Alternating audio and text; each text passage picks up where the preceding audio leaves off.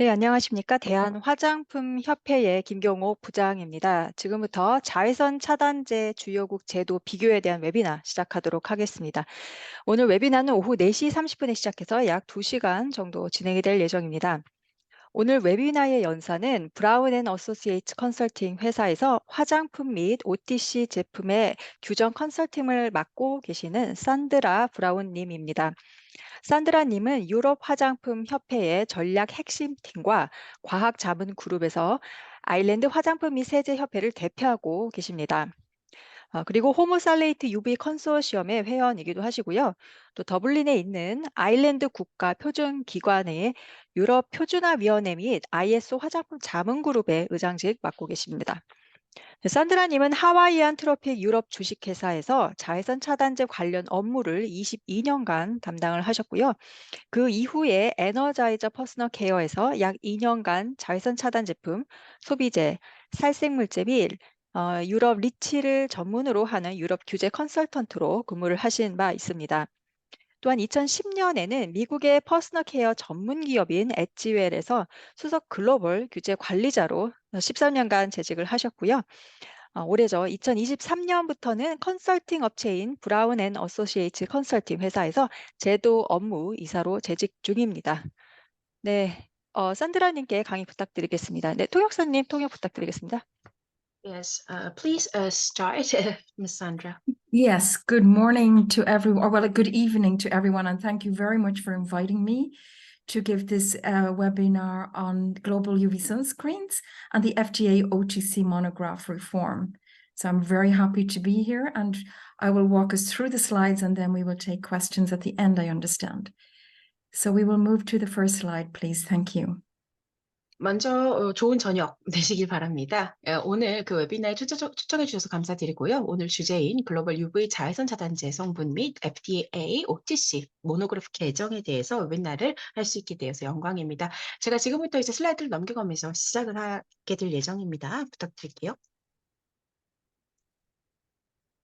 So just a brief overview of what I will go through in the next hour. So we will look at the global UV ingredient palette. We will look at the global view of crossroads of global challenge from environmental and from sectorial restriction. The potential of REACH restrictions on UV filters and the chemical strategy for sustainability restrictions. And finally, we will walk through the UV sunscreen monograph revision. 먼저 오늘 웨비나에 대한 개요 설명해 드리겠습니다. 글로벌 UV 성분 팔레트에 대해서 알아보고 그리고 나서 공통적으로 겪고 있는 그 글로벌 난항에 대해서 함께 살펴볼 예정입니다.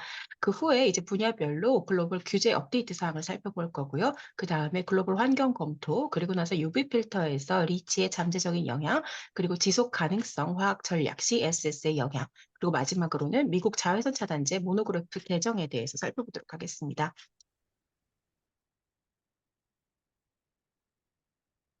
Okay, so this is the global list, and I know it's really hard to see because we have a list of 36 UV sunscreens, and the orange ones that you see there are not widely used, certainly in the EU, and those in blue are relatively new and they're not used other than in certain areas.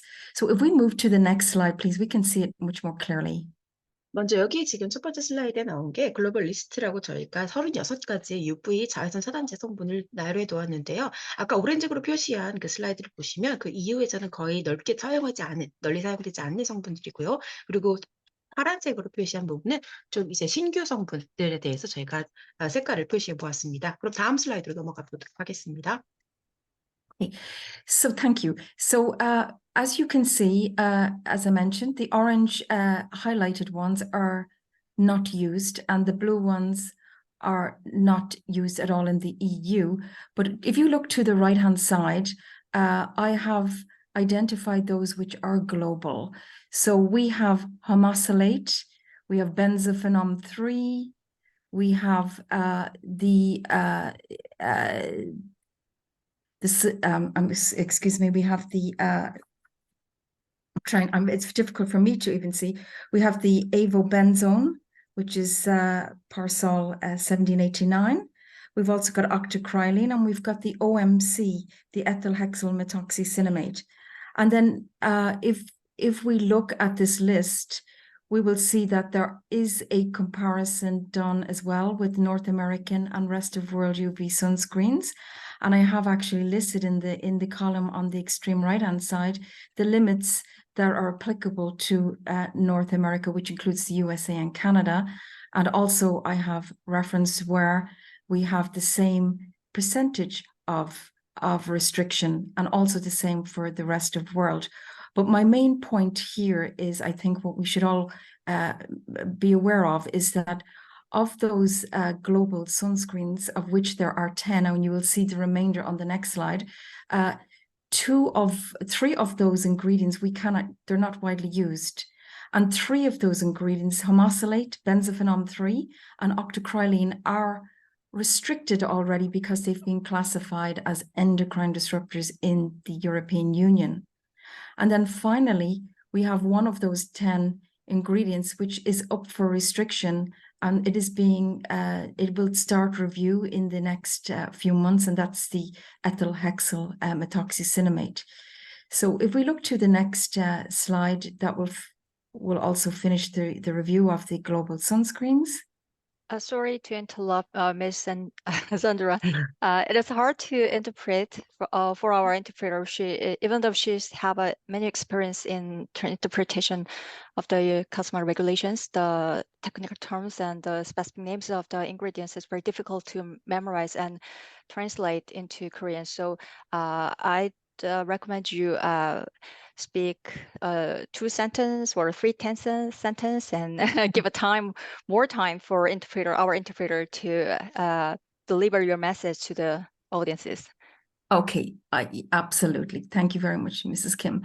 So yes, so what I am saying here is there are 10 globally used UV sunscreens, of which 3 have recently been restricted due to endocrine disruptor classification.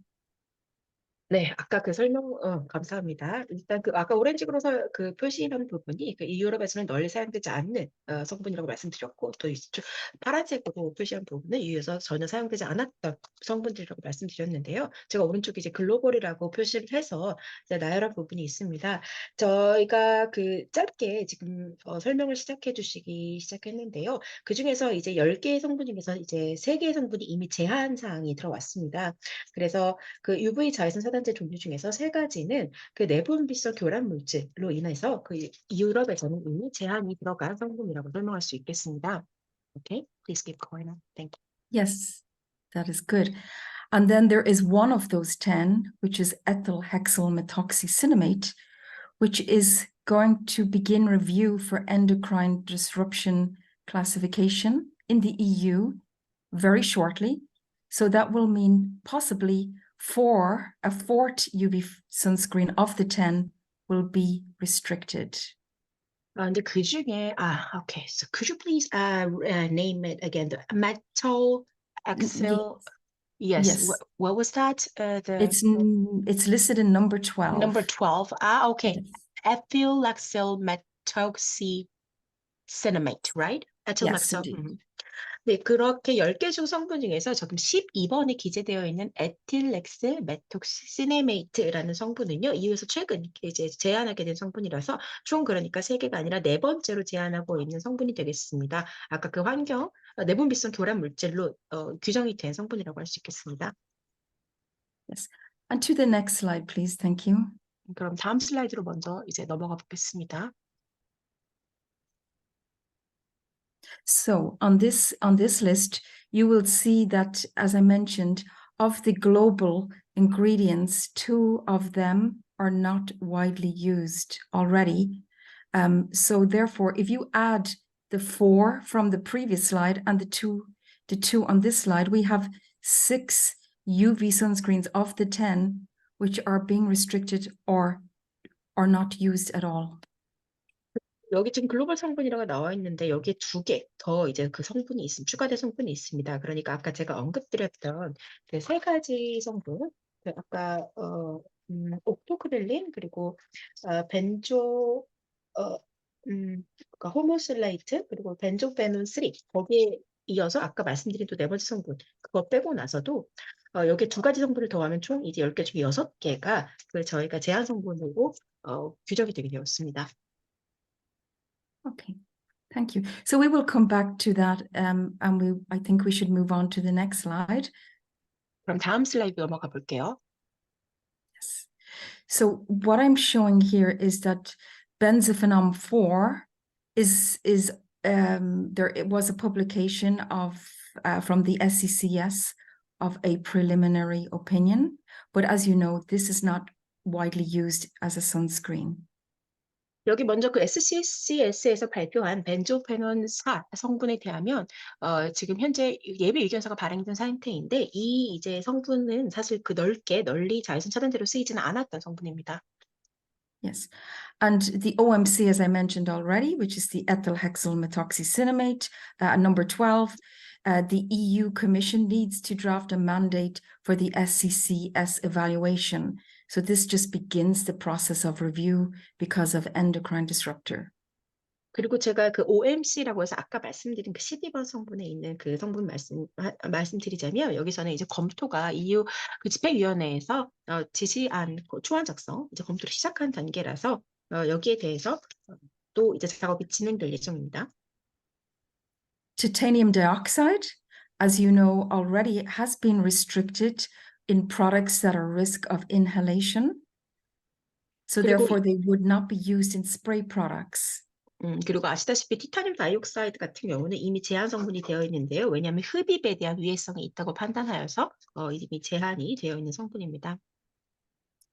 But there is a further review of titanium dioxide with the Commission. However, we do not expect that this will restrict sunscreens any further because of the type of risk. 그런데 그래서 이제 스프레이 제형에는 이미 이제 사용이 제한되어 있는 성분인데요. 여기에 대해서 이제 추가 검토 가능성이 있다고 하고 있지만 저희가 생각하기로는 자외선 차단제에 이 성분이 더 이상 쓰일 것 같지는 않다고 보고 있습니다. 왜냐하면 여전히 그 위험성이 남아있기 때문입니다. So to the next slide, please. Thank you. 다음 슬라이드로 넘어가 보겠습니다. Yes, yes. So just briefly on environmental scrutiny. So the cosmetic sector is developing a tiered modeling framework to assess environmental exposure of UV filters in freshwater and marine systems. So this project has been ongoing, led by Cosmetics Europe and other stakeholders to identify the exposure in freshwater. So this is really interesting, and there has been provisional reports of their findings, and the final report has not been published, but it is looking a little grim when it comes to UV sunscreen ingredients.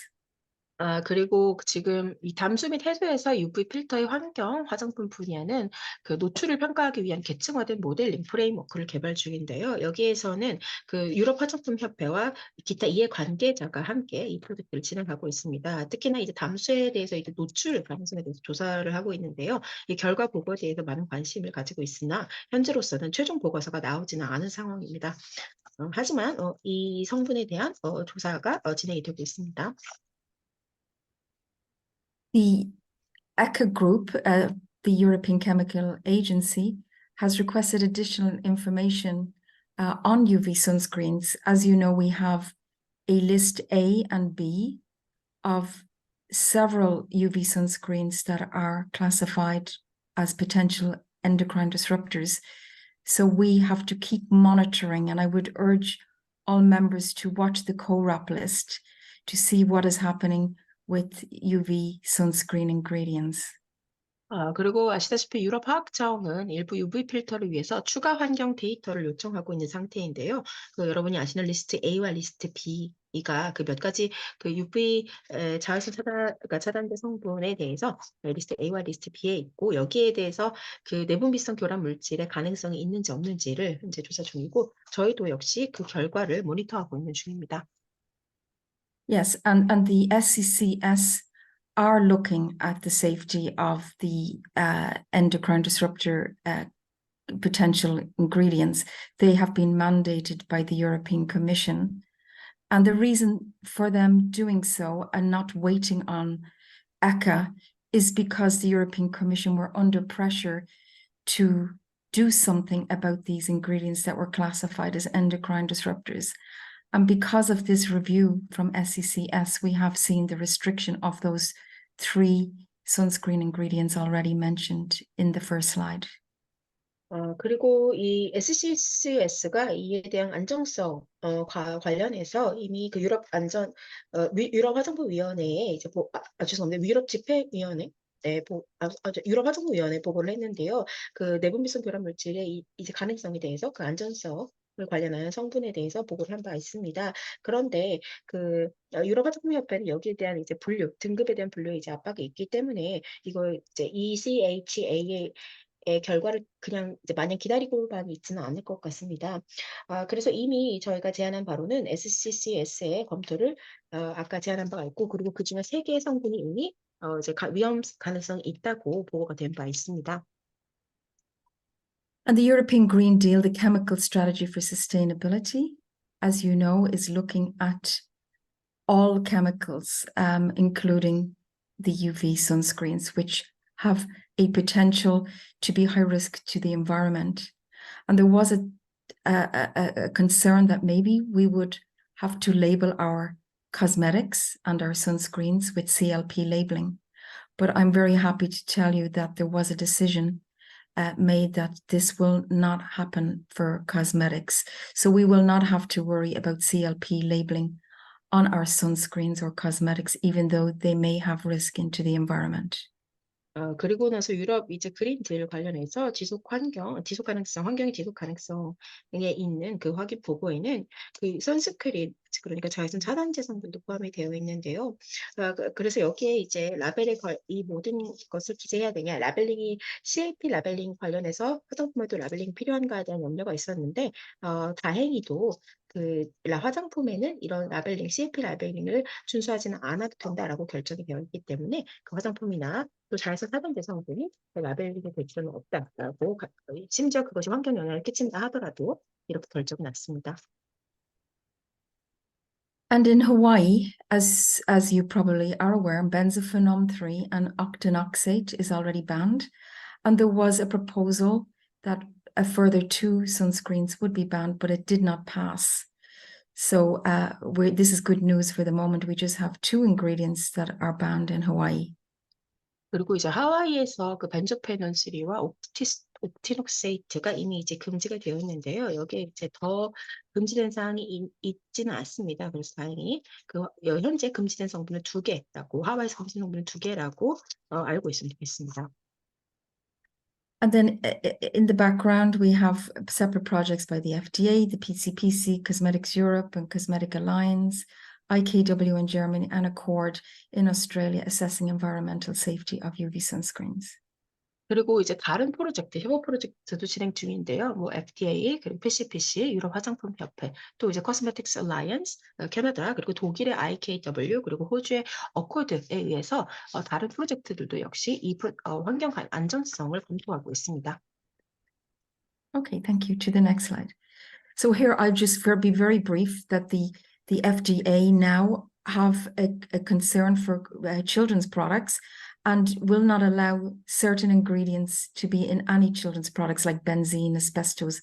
So these are obvious. They would not be used, but this is a particular regulation in the US for children's products. 그리고 이 FDA가 현재 그 염려하고 있는 사항에 대해서 간단히 말씀드리면 일단 그 특정 성분을 영유아용 제품에 포함하는 것을 허용하지는 않고 있습니다. 그러니까 특히 벤젠이라든지 성변 같은 성분인데요. 여기서는 기정사실화되어 있는 것으로 특히나 미국에서 금지하고 있는 그런 규정에 대해서 제가 말씀드리고 있습니다. Okay, to the next slide, please. Thank you. So here, very briefly, I am just listing the separate regulations that apply either to sectorial. So in the case of cosmetics in the EU, for example, the Cosmetics Regulation 1223 from 2009 applies. And then when it comes to restriction of chemicals, we have to look at REACH. And you can see the different regions of the world where I am highlighting the different regulations. So I don't think we need to go into this, just something to read afterwards. And to the next slide. 그리고 우선 각국의 이제 분야별로 규정을 제가 간단하게 정리만 했는데요. 이제 보시면 뭐 유럽에 있는 그 코스메틱 레귤레이션 1223/009에 대한 이제 그런 분야별 규정이 있고 또 여기에 대해서 각자 다른 이유로 환경별 규제가 리치의 레퍼런스 넘버를 보시면 있습니다. 이 모든 사항을 다 읽으실 필요도 없고 각자 따로 숙지해 두시면 좋을 것 같아서 다음 슬라이드로 넘어가도록 하겠습니다. So here what I'm showing is the endocrine list that was put out by the Commission. Group A and B, and the ingredients that are highlighted are those which are of importance to us. They are the sunscreen ingredients. You can see benzophenone 3, or otherwise known as oxybenzone. You can see the 4-methyl-benzylmethane camphor, and you can see octocrylene and homosalate. And then in the list on B, you have the OMC and the benzophenone 4 and 5. So again, it's just a summary of the list of endocrine disruptor ingredients. I don't think we need to go into too much detail here. 여기서는 저희가 간단히만 짚고 넘어갈 생각인데요. 그 내분비 교란 물질에 대해서 그래서 A 리스트와 B 리스트, 그룹 A와 그룹 B로 제가 정리를 해놓았습니다. 저희한테 중요한 거는 이제 자외선 차단제 성분이 어떤 것들이 있느냐라는 것인데 제가 그걸 노란색으로 하이라이트했습니다. 그래서 벤조페놀 3라든지 뭐 그 메틸리딘 탐포 아니면 옥실레틴 그리고 호모살레이트 이런 성분들이 그룹 A에 들어가 있고 그룹 B에서는 그 아까 말씀드린 OMC 그리고 벤조페놀 4, 벤조페놀 5 이렇게 등등이 있어서 이제 깊이 들어가지 않고 제가 요약본 정리한 것이기 때문에 보시고 넘어가면 좋을 것 같습니다.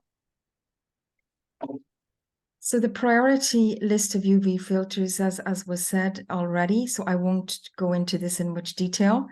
But you can see that we already have a decision on the homosalate, octocrylene, and the benzophenone 3. The 4-methyl-benzylmethane camphor, there's really no interest in this ingredient. It's not widely used. And this final part of my slide talks about the dates that the dossiers were submitted to the Commission. So when we move to the next slide, we will speak about the dates of applicability of restriction. 여기서도 간단히 UV 필터 우선순위에 대해서 알아볼 텐데 이미 그 호모살라틴이나 옥토크릴린 그리고 벤조페놀 3 등등이 그 이미 이제 결정이 된 성분들이라서 자세하게 알아볼 필요는 없고요. 저희가 그 마지막에 보면 메틸벤질린 탐포 같은 경우에는 이게 널리 사용되지는 않아서 그렇게 이제 특별한 관심이 없다라고 설명드릴 수 있겠습니다. 무엇보다도 중요한 것은 저희 다음 슬라이드에 말씀드릴 그 문서 제출에 관련된 일자, 그러니까 위원회에 제출해야 되는 문서 제출 마감 기한인데요. 다음 슬라이드에서 보도록 하겠습니다. Okay, to the next slide. So here I am showing the latest from Cosmetics Europe, which speaks about the different ingredients and their status. So we already know that the benzophenone has been restricted to 6%, and the applicable date is that 6 months for placing on the market. So from the 28th of January 23 this year, you could not place a product using any higher than 6% benzophenone 3 in your product. And from the 28th of the 7th, the 28th of July this year, you should not have any products with higher than 6% benzophenone in your product on the market in the EU. 그러면 먼저 그 유럽 그 화장품 협회에서 그 저희 현황 조사를 하는 것을 보겠는데요. 이미 벤조페놀 3 같은 경우는 6%가 넘는 그 6% 함량이 넘는 경우는 이미 제한되고 있기 때문에 저희가 그 올해 1월 28일에서 이제 시판하지 않는다라고 이제 결정이 났고요. 그러니까 올해 2023년 7월 28일 이후에는 유럽에서는 이 6%가 넘는 그 즉 벤조페놀 3의 함량이 6%가 넘어가는 제품은 시중에 판매될 수가 없습니다. And octocrylene, from the 28th of January this year, you could not have a product with more than 9% octocrylene. So that's a reduction of 1% from 10 to 9 for spray products. And then ordinary products can have 10%. So this is a very slight restriction, which was applicable from the 28th of the 1st, 23 for new products on the market.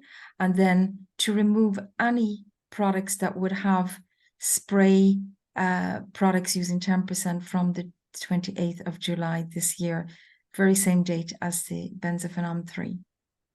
그리고 옥토클린 같은 경우는 2023년 1월 28일부로 이제 그 제한 사항이 9%가 넘어가는 제품을 제한한다라고 해서 기존에 있던 10%에서 1% 감소해서 9%라고 발표가 됐습니다. 특히나 이 스프레이어 제형에 있는 제품 그 함량만 감소되었고요. 보통 이제 10%인데요.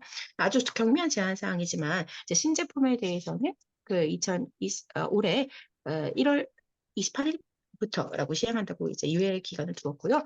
결국 올해 7월 28일 이후부터는 이 스프레이 제품에서 이 9%가 넘어가는 모든 제품을 시행 금지된다고 보시면 되겠습니다.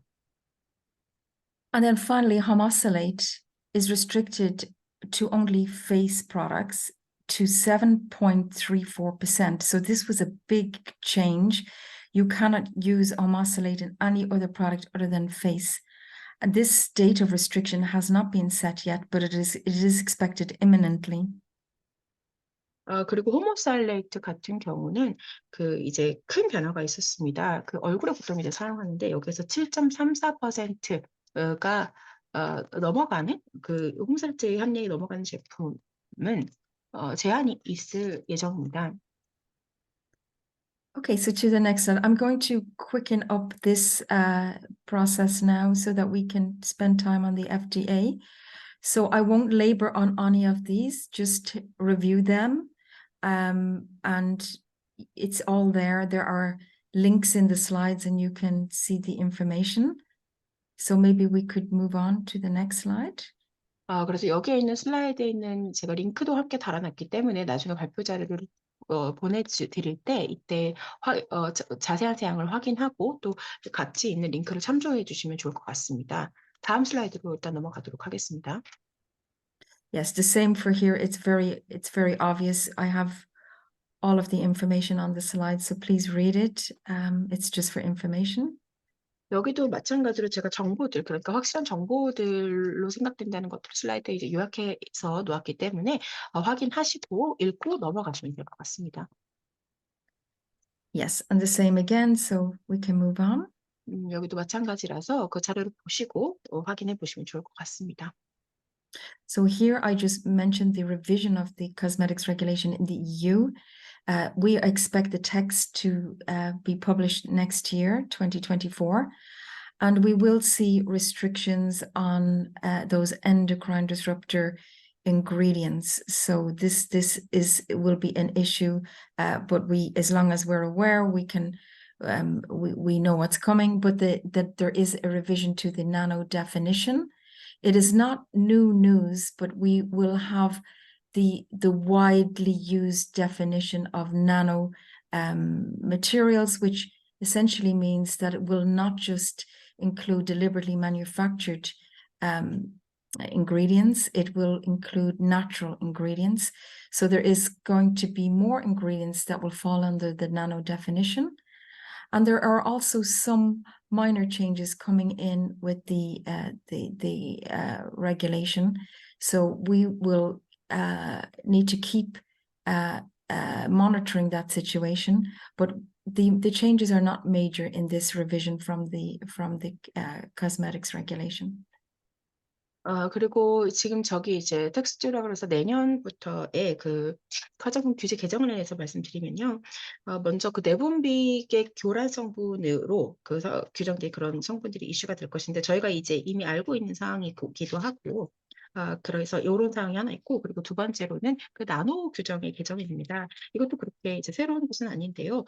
보다 넓게 사용되는 어떤 나노의 정의라든지 규정을 다시 한번 검토하게 될 예정입니다. 그러니까 고의로 이제 제조된 그런 제품뿐만 아니라 이제 천연 제품에 들어있는 어떤 나노 성분까지도 그런 것도 이제 검토가 될 예정입니다.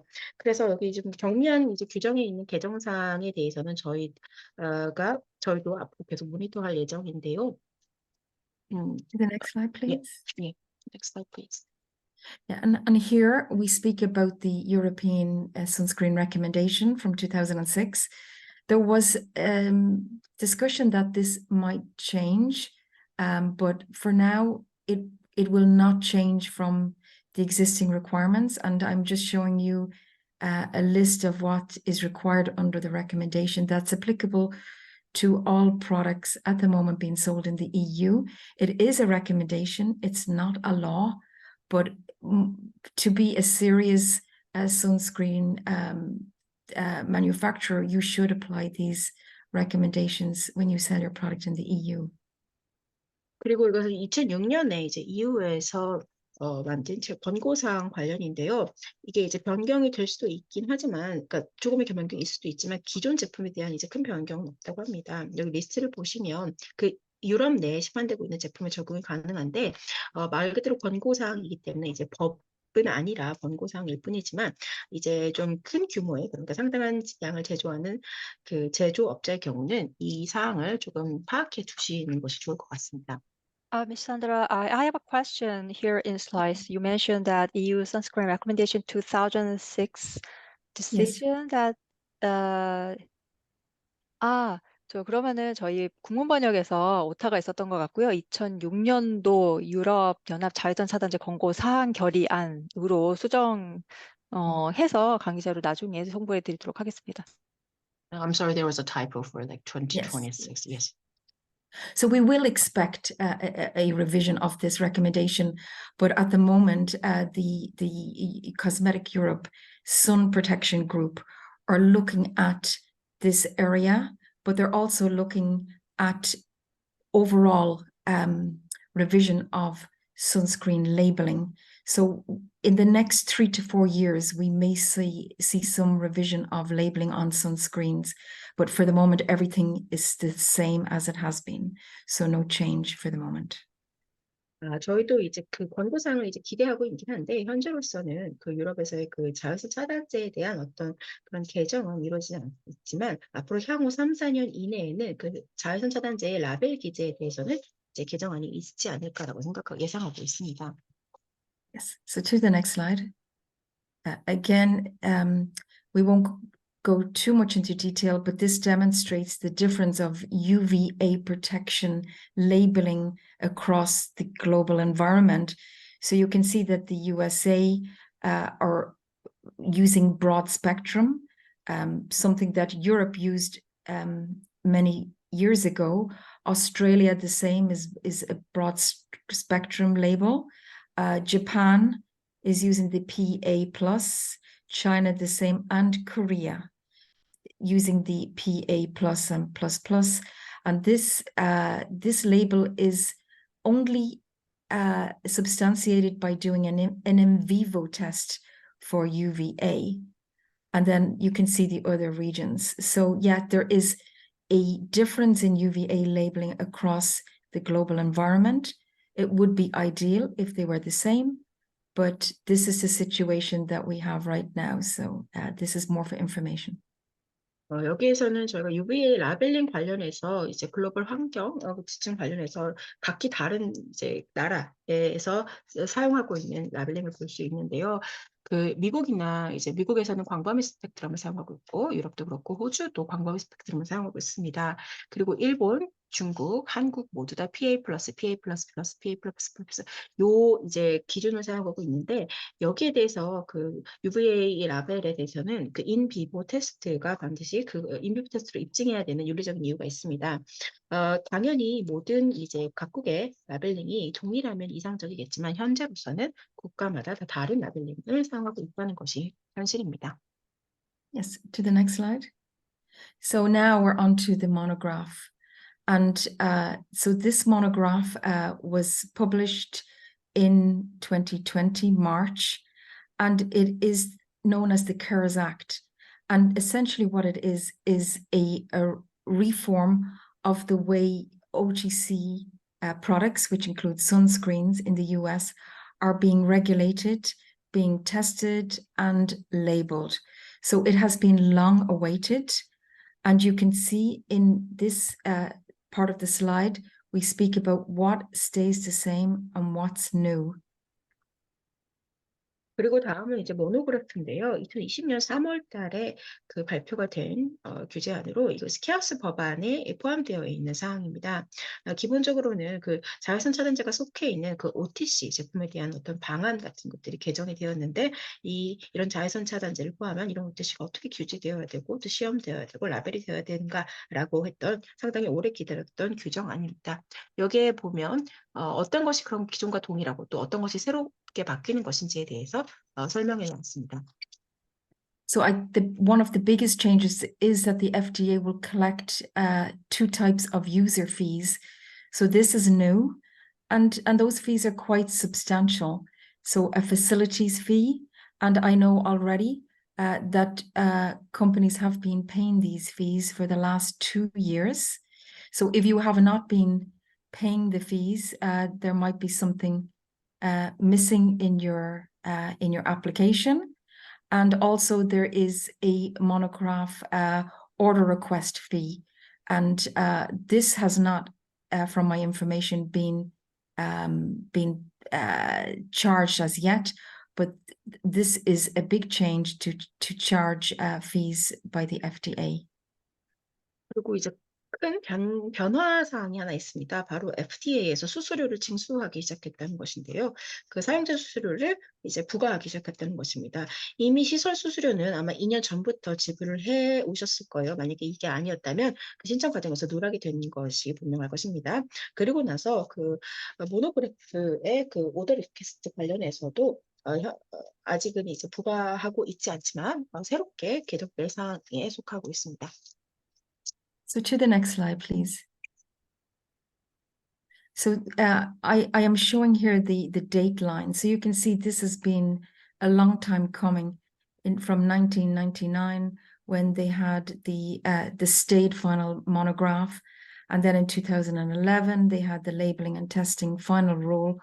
All of this was a lead up to what we're seeing in this CARES Act. In 2018, there was some guidance. And then finally in 19, the proposed rule.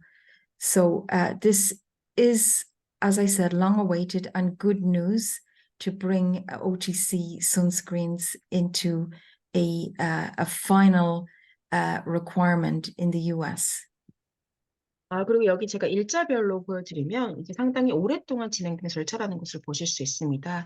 1999년에서 이제 최종 모노그래프로 이제 남아있고 이것이 2021년에 라벨링 그리고 테스팅에서의 그 최종 규정으로 이제 그 단계를 겪었고요. 그리고 나서 2011년 부터 2018년에 그 정책 가이던스의 최종안이 시행되었습니다. 그리고 2019년에 바로 제한 규칙으로 진행이 되었습니다.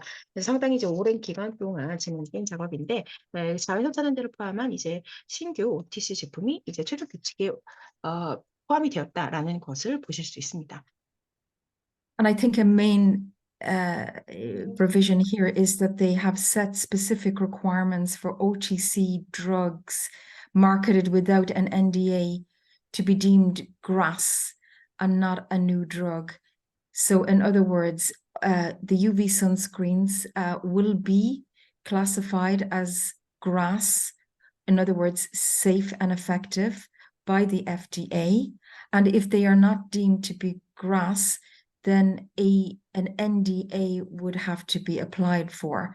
So this is something that is being set up by the FDA, and it is in progress. So for now, the list of UV sunscreens on the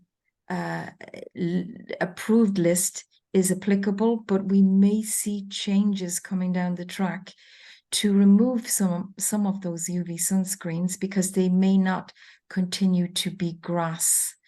So this is something you need to watch very closely. 여기에서 이제 주요 개정안을 보시면 그 NDA 관련해서 OTC 의약품이라고 있는데 이게 이제 그래스라고 하는 그러니까 신규 의약품이 아니라고 이제 분류되어 있는 경우에 이 그래스가 도입이 된다는 것인데요. UV 자외선 차단제 같은 경우에 이제 안정성과 효능을 보았을 때 그래스에 해당한다라고 하는 그래스에 속하는 것인데 여기에 이제 해당하지 않는다. 그래스에 해당하지 않는다는 것은 NDA가 적용이 된다는 NDA 적용이 필요하다는 것을 의미합니다.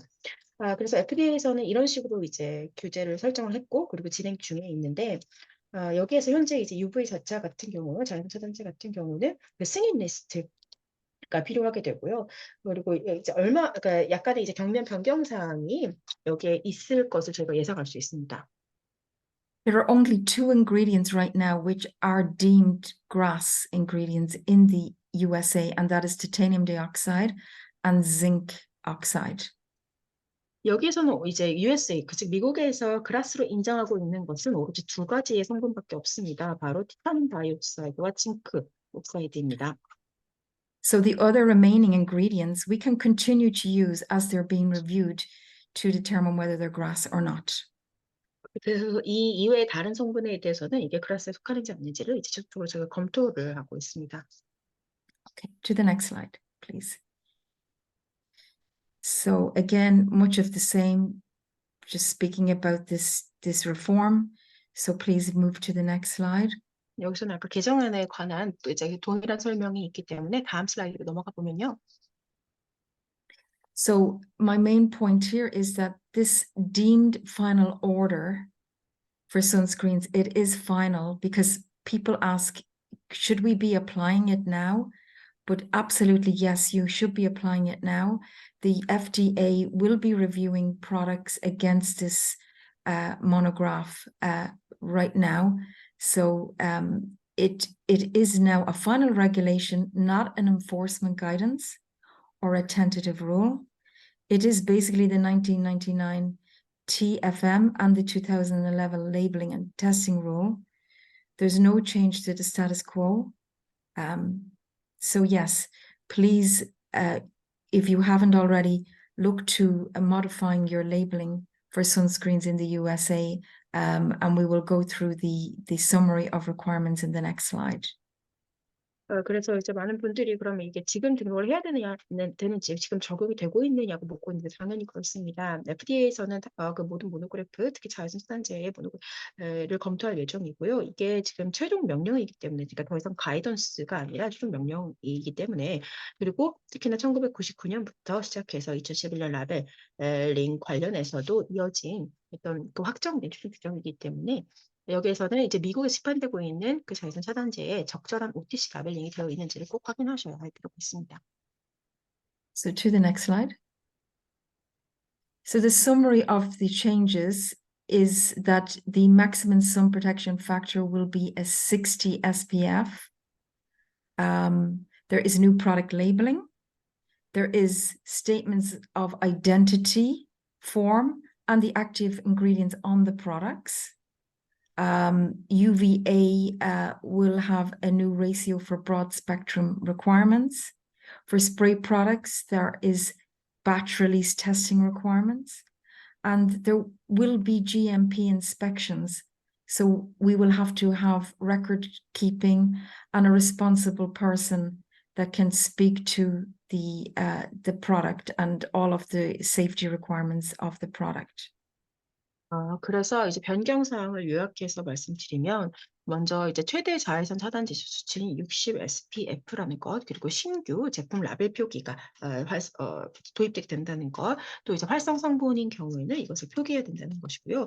그리고 이제 또 UVA 그 광범위 스펙트럼이 있어서 새로운 비율에 대한 요구 사항이 적용될 예정입니다. 그리고 스프레이 제품인 경우는 여기에 배치 출고가 따로 배치 릴리즈 테스팅이 따로 이제 요구가 되고요. 또 GMP 실사가 있을 예정이고, 그에 따라서 이제 기록을 보관해야 할 의무가 생깁니다. 따라서 RP는 이 제품에 대한 정보를 제공할 수 있어야 하고, 또 이 안전성을 입증해야 할 수 있어야 합니다. Okay, so the FDA are requiring additional data for some sunscreen filters currently approved in the US, as I mentioned already, to further evaluate their status as being GRAS. So that is just a restating of that. And then in addition, the environmental impact statement, EIS, for certain sunscreen drugs. So because of the questions raised regarding the extent of the two sunscreen actives, which were banned due to coral reef exposure in Hawaii, the FDA has issued a notice of intention to consider any potential environmental impacts for other ingredients before they will address the safety of those ingredients and keep them as GRAS ingredients. So in other words, they will look to these other ingredients. There are 16 approved ingredients, 2 of which are GRAS. If any of those other ingredients have issues with respect to environment, they may not afford them a GRAS approval. 그러니까 그 FDA에서 이제 현재 자외선 차단제 필터 관련해서 추가 데이터를 보고 있는 상황이고, 이게 그라스에 속하는 것인지 아닌지를 보고 나서 여기에 대해서 다시 이제 기재할 필요가 있게 되는데요. 특히나 그 EIS의 그 의구심이 이제 증폭됨에 따라서 현재 이제 2개의 성분이 이제 금지되고 있는데, 이제 2가지 자외선 차단제 활성 성분이 그 산호 혹은 이제 산호초에 영향을 미칠 수도 있다는 우려랑 관련해서 이런 의혹이 떠올랐기 때문에 FDA에서는 의향 통지서를 발행했고, 또 여기에 대한 환경 영향을 고려하기 위해서 그 해당 성분을 함유하는 자외선 차단제 문제를 해결하기 위해 EIS가 최종 자외선 차단제 명령 발행 이전에 완료될 수 있도록 하였습니다. 그러니까 다른 그 성분, 즉 16개의 승인받은 성분이 이게 이제 그라스에 속하는지, 그리고 여기에 아닌 경우라면 그게 환경 영향이 있다라고 판단하는 경우는 추가 검토가 들어갈 예정입니다. So to the next slide, please. So I'm not going to read all of this, but this is the reform in detail. So it's really just for reading purposes. 여기 있는 슬라이드도 이제 조금 읽어보시면 좋을 만한, 그러니까 개정 관련해서 이제 세부 사항을 제가 정리해 둔 것이고요. Okay, so to the next slide. So this is a demonstration of the differences of the changes of the new labeling. So on the right-hand side, we have the existing industry option, which is the way products were labeled at the moment as an SPF 50, for example. So the change is that you can see that we have to add in the active ingredients on the label on the front, and it must be in quite large text. And the second change is that we must reference broad spectrum SPF 50. So any product that is greater than a 15 SPF must be broad spectrum. So they must be tested to substantiate broad spectrum with the test that is identified by this reform. And so, yes, you can see the changes. They're quite substantive. 그리고 여기에 지금 그러면 FDA에서 말하는 그 신규 라벨 표기가 어떻게 되었는지 제가 이제 데모로 보여드릴 텐데요. 그 기존의 차이와 이제 새로 그 FDA 규정에 따른 차이점을 보실 수 있습니다. 오른쪽이 지금 현재 산업계에서 이제 사용하고 있는 라벨 표기 방법인데요. 여기는 이제 SPF 50 제품으로 제가 비교를 들어보겠습니다. 오른쪽이 산업계에서 사용하고 있는 라벨링이라면, 이제 왼쪽에서는 바뀐 점, 그러니까 변화되어야 하는 점은 바로 활성 성분이 추가되었다는 점입니다. 그래서 그 활성 성분은 이제 큰 글씨로, 충분히 큰 글씨로 이제 기재가 되어야 되고요. 이게 바로 첫 번째 이제 변화고, 두 번째는 이제 보시면 브로드 스펙트럼이라고 해서 이 브로드 스펙트럼이 기재되어 있고 SPF 50이라고 써 있는 걸 보실 수 있는데, 기본적으로 SPF 15 이상은 모두 다 이제 브로드 스펙트럼이라는 문구 표기해야 하므로 당연히 여기에서도 그에 관련한 즉 브로드 스펙트럼에 이제 그 시험을 했다라고 하는, 그러니까 이 브로드 스펙트럼을 기재할 필요가 생기게 되었습니다. 이게 이제 규정 개정에 포함된 사항으로 여기서 라벨 기재가 변경되어야 되는 것을 보실 수 있습니다. And then on the next slide, we have an example of a 15. So this is a product that is 15 or lower. And the difference is, again, we must identify the active ingredients on top of the, just under the brand name. So in this case, it's octinoxate, octocrylene, sunscreen lotion. The difference is that we must have a skin cancer, skin aging alert for anything that is 15 or lower. And then finally, where we have a reference to water resistance, and this also applies to greater than 50, we must state whether it is 80 minutes or if it is 40 minutes. So the big change again is that we must identify the sunscreen ingredients, but for less than 15, we must reference that there is a skin cancer and skin aging alert. 그리고 이제 그 다음에는 SPF 지수 15 이하인 경우를 제가 라벨링을 예로 들어 보여드릴 텐데요. 여기 보시면 지금 활성 성분이 기재되어 있는 것을 보실 수 있습니다. 브랜드명 아래에 여기 이 제품은 옥시톤세이트 그리고 옥토크릴린이라고 여기 써 있고요. 활성 성분이 써 있고 그리고 나서 SPF 15 이하인 경우에는 그 경고 문구가 붙어야 됩니다. 즉 피부암 혹은 그 이제 피부 노화를 유발할 수 있다는 이제 경고가 있고요. 그리고 나서 이제 방수 관련해서도 80분이냐 아니면 40분이냐 둘 중에 하나를 기재해야 될 필요가 있습니다. 그러니까 정리해 보시면 성분에 대한 기재가 라벨이 필요하고 또 SPF 지수가 15 이하인 경우에 그 피부암이나 피부 노화에 대한 경고 문구가 있어야 된다는 것입니다. Okay, thank you. To the next slide. 다음 슬라이드로 넘어가 보도록 하겠습니다. Yes.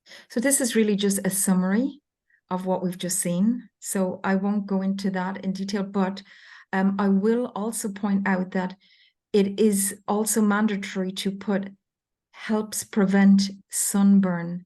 This is something that is also obligatory for broad spectrum SPF 15 or higher. Labels may include decreases the risk of skin cancer and early skin aging caused by the sun. So yes, please look out for this. This is very specific, and there's also specific warnings about specific text about warnings and the directions. So again, this is more an informative slide. 여기 슬라이드에서도 제가 지금까지 말씀드렸던 것들을 좀 요약해 놓았기 때문에요. 여기서 근데 짚고 넘어갈 것을 보자면 이제 반드시 또 기재해야 되는 문구가 하나 있는데 브로드 스펙트럼 즉 이제 광범위 스펙트럼 15를 넘는 경우에 이제 일광 화상을 예방한다라는 문구가 써 있어야 되고요. 또 그 다음에 이제 경고라든지 그 경고사항 즉 여기 되게 구체적으로 명시되어 있는 것들이 있습니다. 그래서 여기에 있는 사항들을 조금 인지하시고 넘어가시면 좋을 것 같습니다. So then finally, in conclusion, what I have shared today is that overall there is clearly a difference between the North American palette of UV sunscreens and the EU rest of world. From my experience, the rest of world follows the EU lead. So when you're deciding on a sunscreen for global markets, if you follow the EU list of ingredients, you should be fine for rest of world. If you follow the US, well, that is really just applicable in the US and Canada. Like I said earlier, there are only 10 global UV filters out of the 36.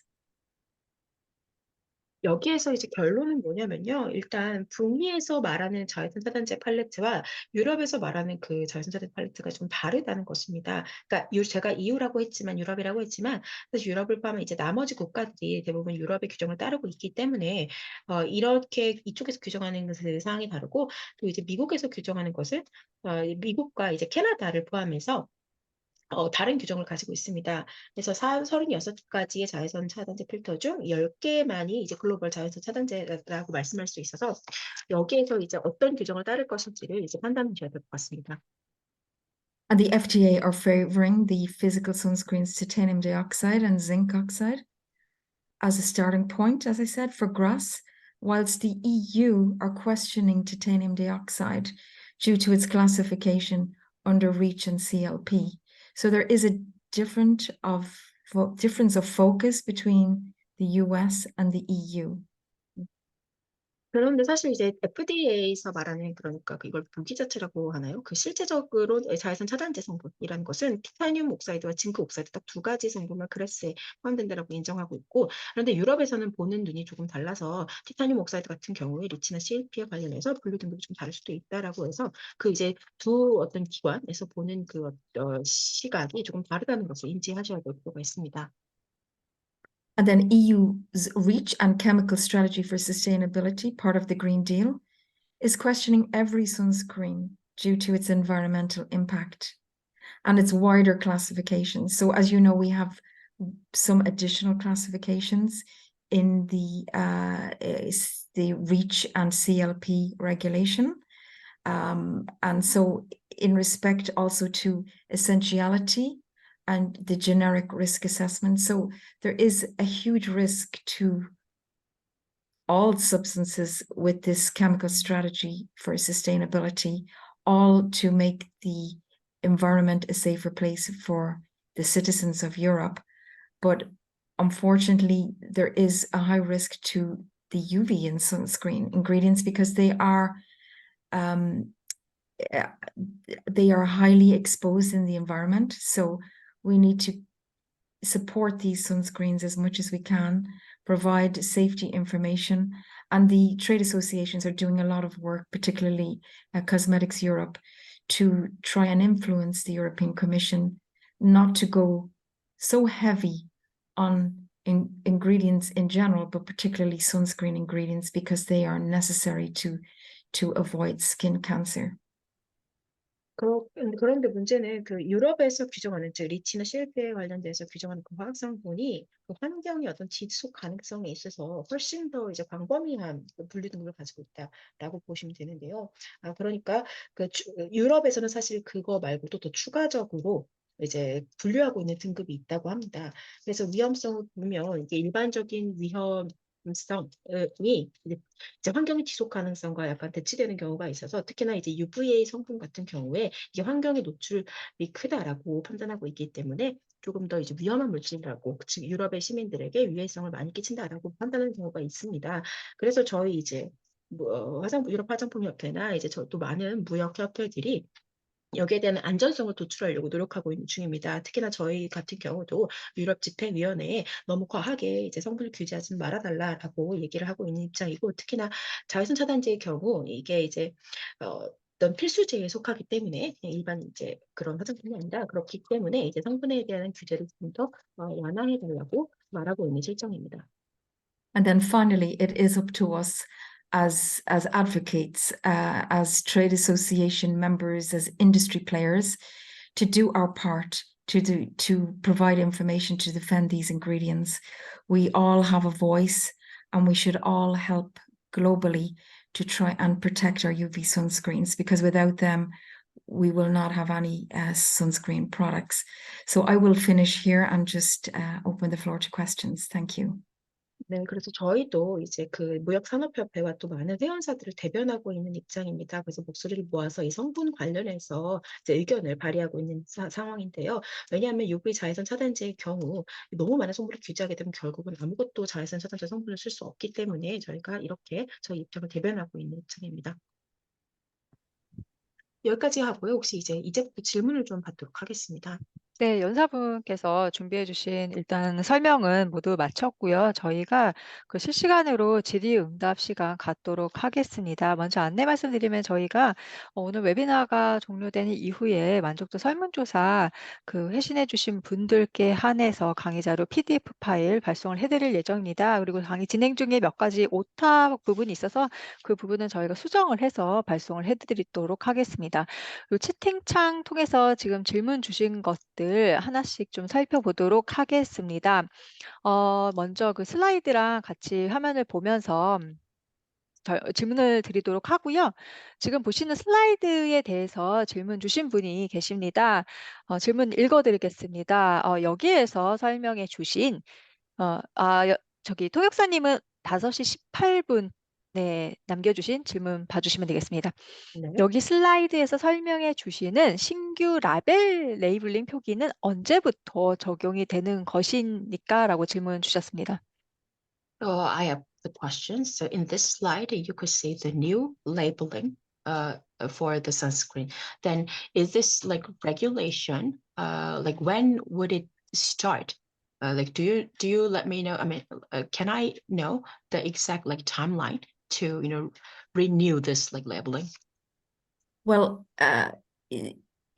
from my information, the FDA have said that these requirements are now applicable, and they will be reviewing products on the market to ensure they reflect these changes. I know of companies who have changed their labeling, but I also know of companies who have not made the change yet, because they are waiting on final guidance from the FDA. But if you go onto the FDA site, they are actively saying that these labeling requirements are applicable. So I would advise companies to make the changes as soon as they can, the next time they are making labeling reviews. So yeah, I would say right now. 이미 이제 FDA에서 요구사항은 현재 이제 적용하고 있다, 적용 가능하다라고 나와서 이제 앞으로 시판 중인 제품에 대해서 우리가 반영한 검토가 잘 진행되고 있는지를 이제 검토할 예정이다라고 말씀드릴 수 있겠는데요. 저도 물론 몇몇 업체는 이미 라벨을 변경한 것으로 알고 있고 또 어떤 업체는 이제 라벨을 변경하지 않은 것으로 알고 있습니다.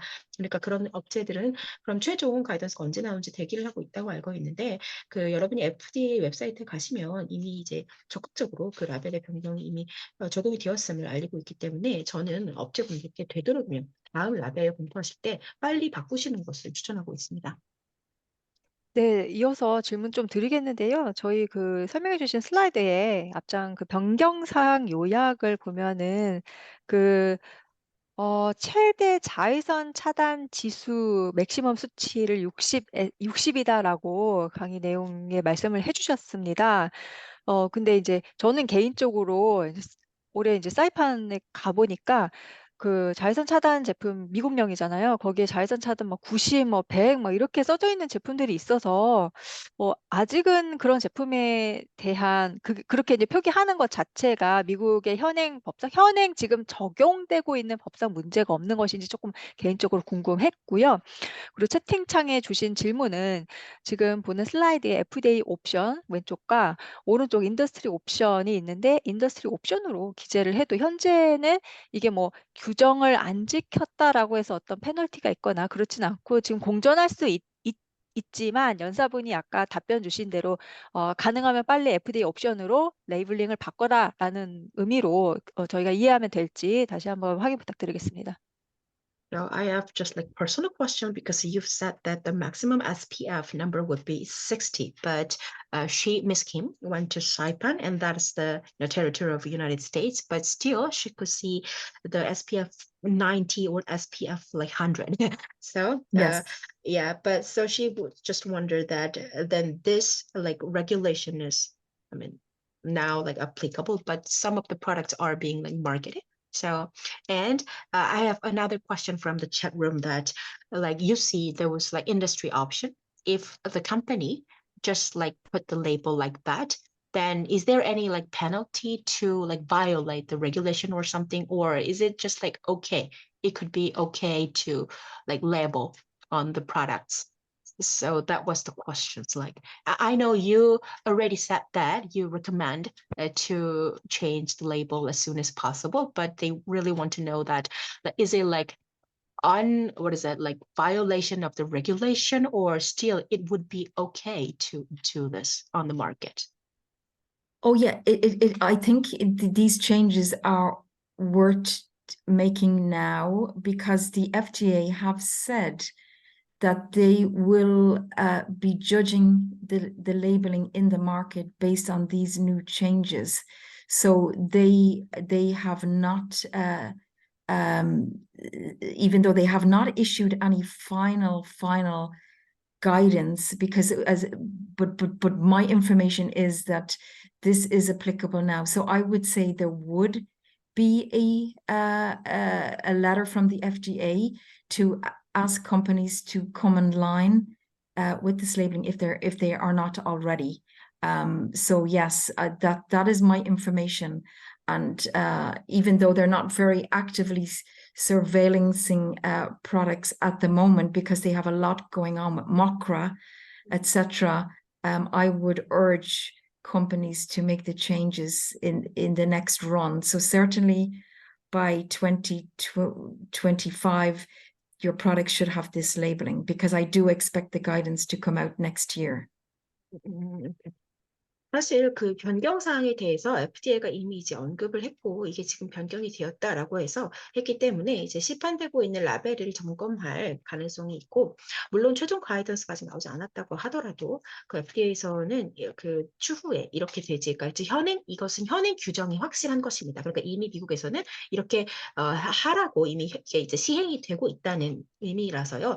이제 나중에 현재 지금 모크라 때문에 FDA가 이제 시간이 없어서는 안 되고 어쨌든 모크라 때문에 그러니까 바빠서 이제 적극적으로 감시는 하지 않는다고 하더라도 나중에 이런 것이 이제 발각이라고 해야 되나요? 이게 감시에 걸리면 공식적으로 FDA에서는 서한을 보낼 수가 있습니다. 그래서 저는 하루빨리 이제 업체들이 이제 라벨 변경을 하는 것을 촉구하고 있는데요. 적어도 다음 턴에는 이걸 해야 이제 2025년부터는 아예 이제 이런 제품 자체가 시간이 될 수 없다고 하고 있습니다. 그래서 이렇게 제가 말씀드릴 수 있겠습니다. 그러니까 다음 라벨링을 하실 때는 규정에 맞추는 것이 좋지 않을까 생각하고 있습니다.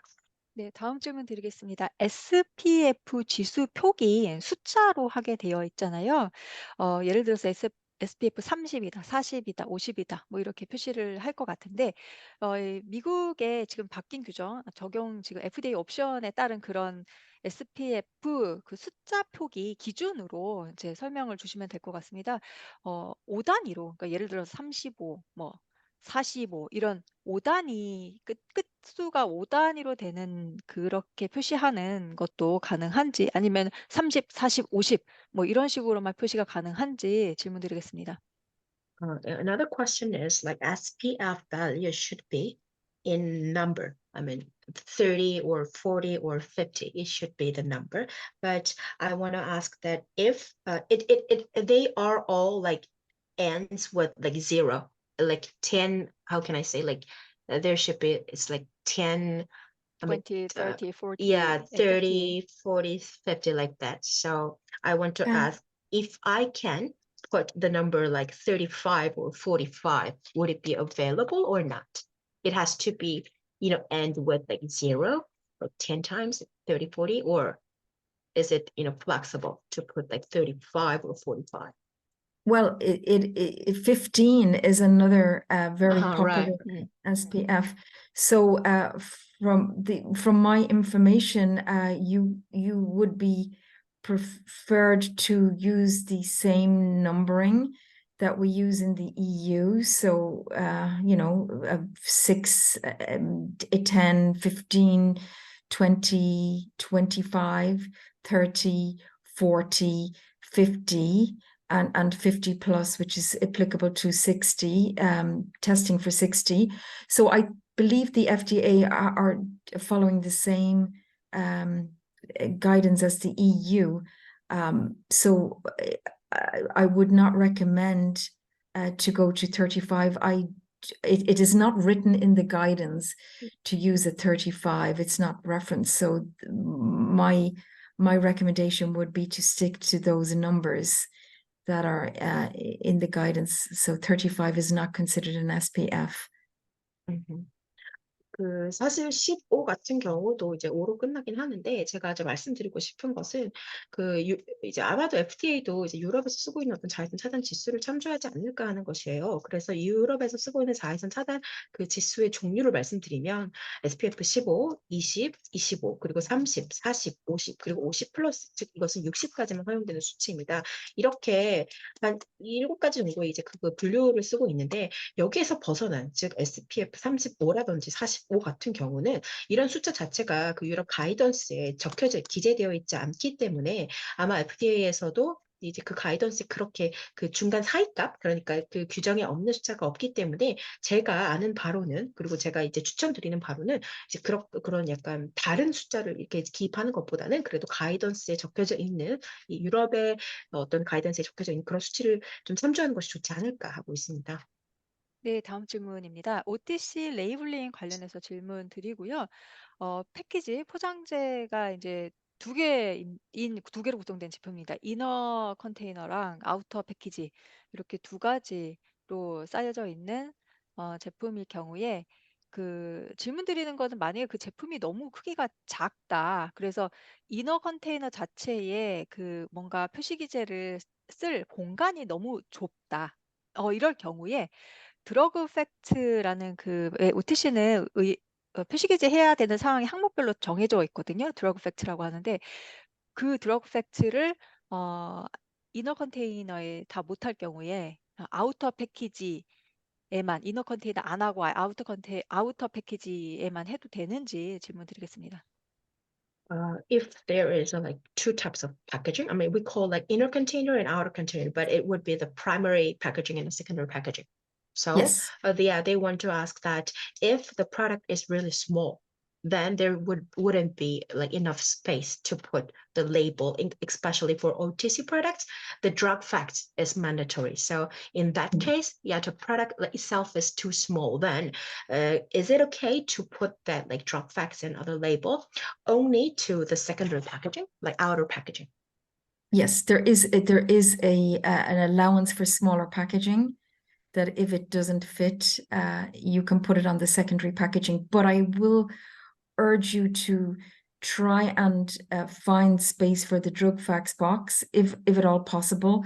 If it is absolutely impossible, then you can justify just having it on the secondary packaging. Just from experience, and just looking very detailed at the monograph, the drug facts box is supposed to be on the back of all packaging, irrespective of size. But just from putting out a lot of sun products and being exposed to companies doing their labeling, they will leave the drug facts box to the secondary packaging if it is too small. 일단 괜찮긴 한데, 그런데 제가 진짜 이제 말씀드리고 싶은 것은 어떻게든 작은 제품이라도 그 공간을 좀 찾아야 될 필요가 있다라고 하는 거예요. 왜냐하면 이제 드러그 팩트 같은 경우는 라벨 기재 사항 중에서도 의약품에서는 꼭 이제 드러그 팩트가 되어야 한다고 규정이 되어 있기 때문에, 특히나 모노그래프를 좀 디테일하게 보시면 이게 모든 이제 그 프라이머리 패키징 말고도, 그러니까 안에 포장재가 이너 패키지 말고 아우터 패키지 둘 다에 기재하라는 사항이 있기 때문에 가능하면 그 공간을 어떻게든 찾아내서 이걸 기재하는 게 좋고요. 정 안 된다, 전혀 불가하다라고 하는 경우는 어쩔 수 없이 이제 아우터 패키지에 기재하는 경우도 있습니다. 그러니까 물론 이제 그런 경우도 경험상 보기는 봤습니다만, 이제 제가 추천하는 것은 가능하면 좀 작은 공간이라도 그 필수사항, 라벨 필수 기재사항은 되도록이면 기재하는 것이 좋다라는 것입니다.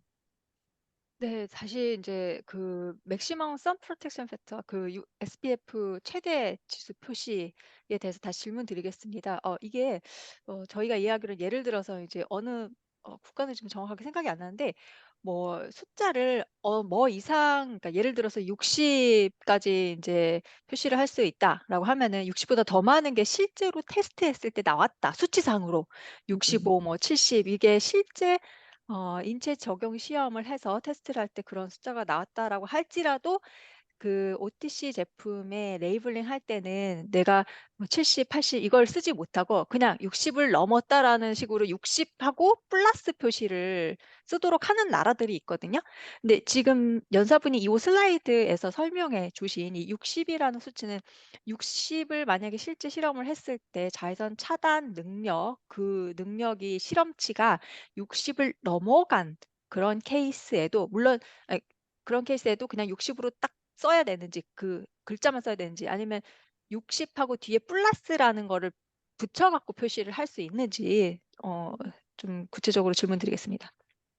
So actually, some countries allow to put like 60 plus if the products like pass the test for the spectrum, broad spectrum, and if they claim that they would have the result of like 70 or 75, but some countries just like allow put like 60 plus. So yeah, there are some exceptional cases, but in your slide, the maximum SPF, the value was like 60. So in that case, if the company did an actual like clinical test and they got the results that like 70 or 80 or like 80, then is it okay to put like 60 plus, or there is no way to put like any what is that, any like additional like numbers, or it's something over 60, like in that Yeah. case, how 60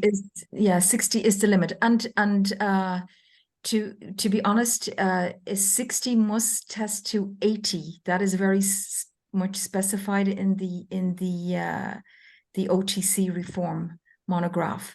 So nothing like 60 plus, just 60, and you must test to 80. Yeah, and I agree with Mrs. Kim. There are a lot of products in the market that are 90 and 100, 120, but we expect in the next year or two to see those products going out of the market because of this reform. So yeah, 60 is the limit per the reform, unfortunately. But 80? I mean, is it on the guideline? So that it is not, that is the reason that they kind of like allow it. Like if you Yeah, well, 80, you must test to 80 SPF to label your product as 60. So in other words, you must get an SPF value of 80 to label as 60. Even the actual test like shows that SPF 80, but there's no like exception. Like every product should, label like 60. That's the 60. limit. Yes, yes. 안 됩니다. 그러니까 SPF를 이제 이쪽에서 규정하는 최대 수치는 60이라고만 기재할 수가 있다라고 하는데요. 심지어 이제 물론 아까 말씀 주셨잖아요. 사이판에서 여러 가지 자외선 차단제 제품을 보았다. 그런데 이제 그런 제품들은 추후에 시중에서 판매가 중지될 가능성이 높다고 합니다. 그래서 아무리 그 실제 결과가 60 이상이다라고 하더라도, 그러니까 80이 나왔더라도 라벨링은 60으로 기재할 수밖에 없다. 여기에서는 이제 제한이 있고, 여기에서 저희 예상으로는 여기에서는 이제 그 예외가 불가능하다라고 말씀드릴 수 있겠습니다. 네. 5시 28분에 남겨주신 질문 읽어드리도록 하겠습니다. 그 OTC 제품의 사용 기한을 이제 표기를 하게 되는데요. 그 제조일로부터 예를 들어서 24개월까지 뭐 사용할 수 있다. 혹은 뭐 조금 더 이제 유통기한이 긴 제품 30개월까지 사용할 수 있다. 이런 식으로 그 결과를 내려면은 이게 그 뭐죠? 보존력 시험 테스트, 그러니까 가속 안전성 테스트를 몇 개월 정도 해야 되는지 경험을 좀 공유를 해주시면 감사하겠습니다. As for the OTC products, we need to put the expiration date from the manufacturing, for example, like 24-month or 30-month. But he wants to know the actual experiment of the accelerated stability test for that. In the aspect of your experience, could you let me know the actual experiment test for that OTC product? 6 months accelerated or 3 years real time?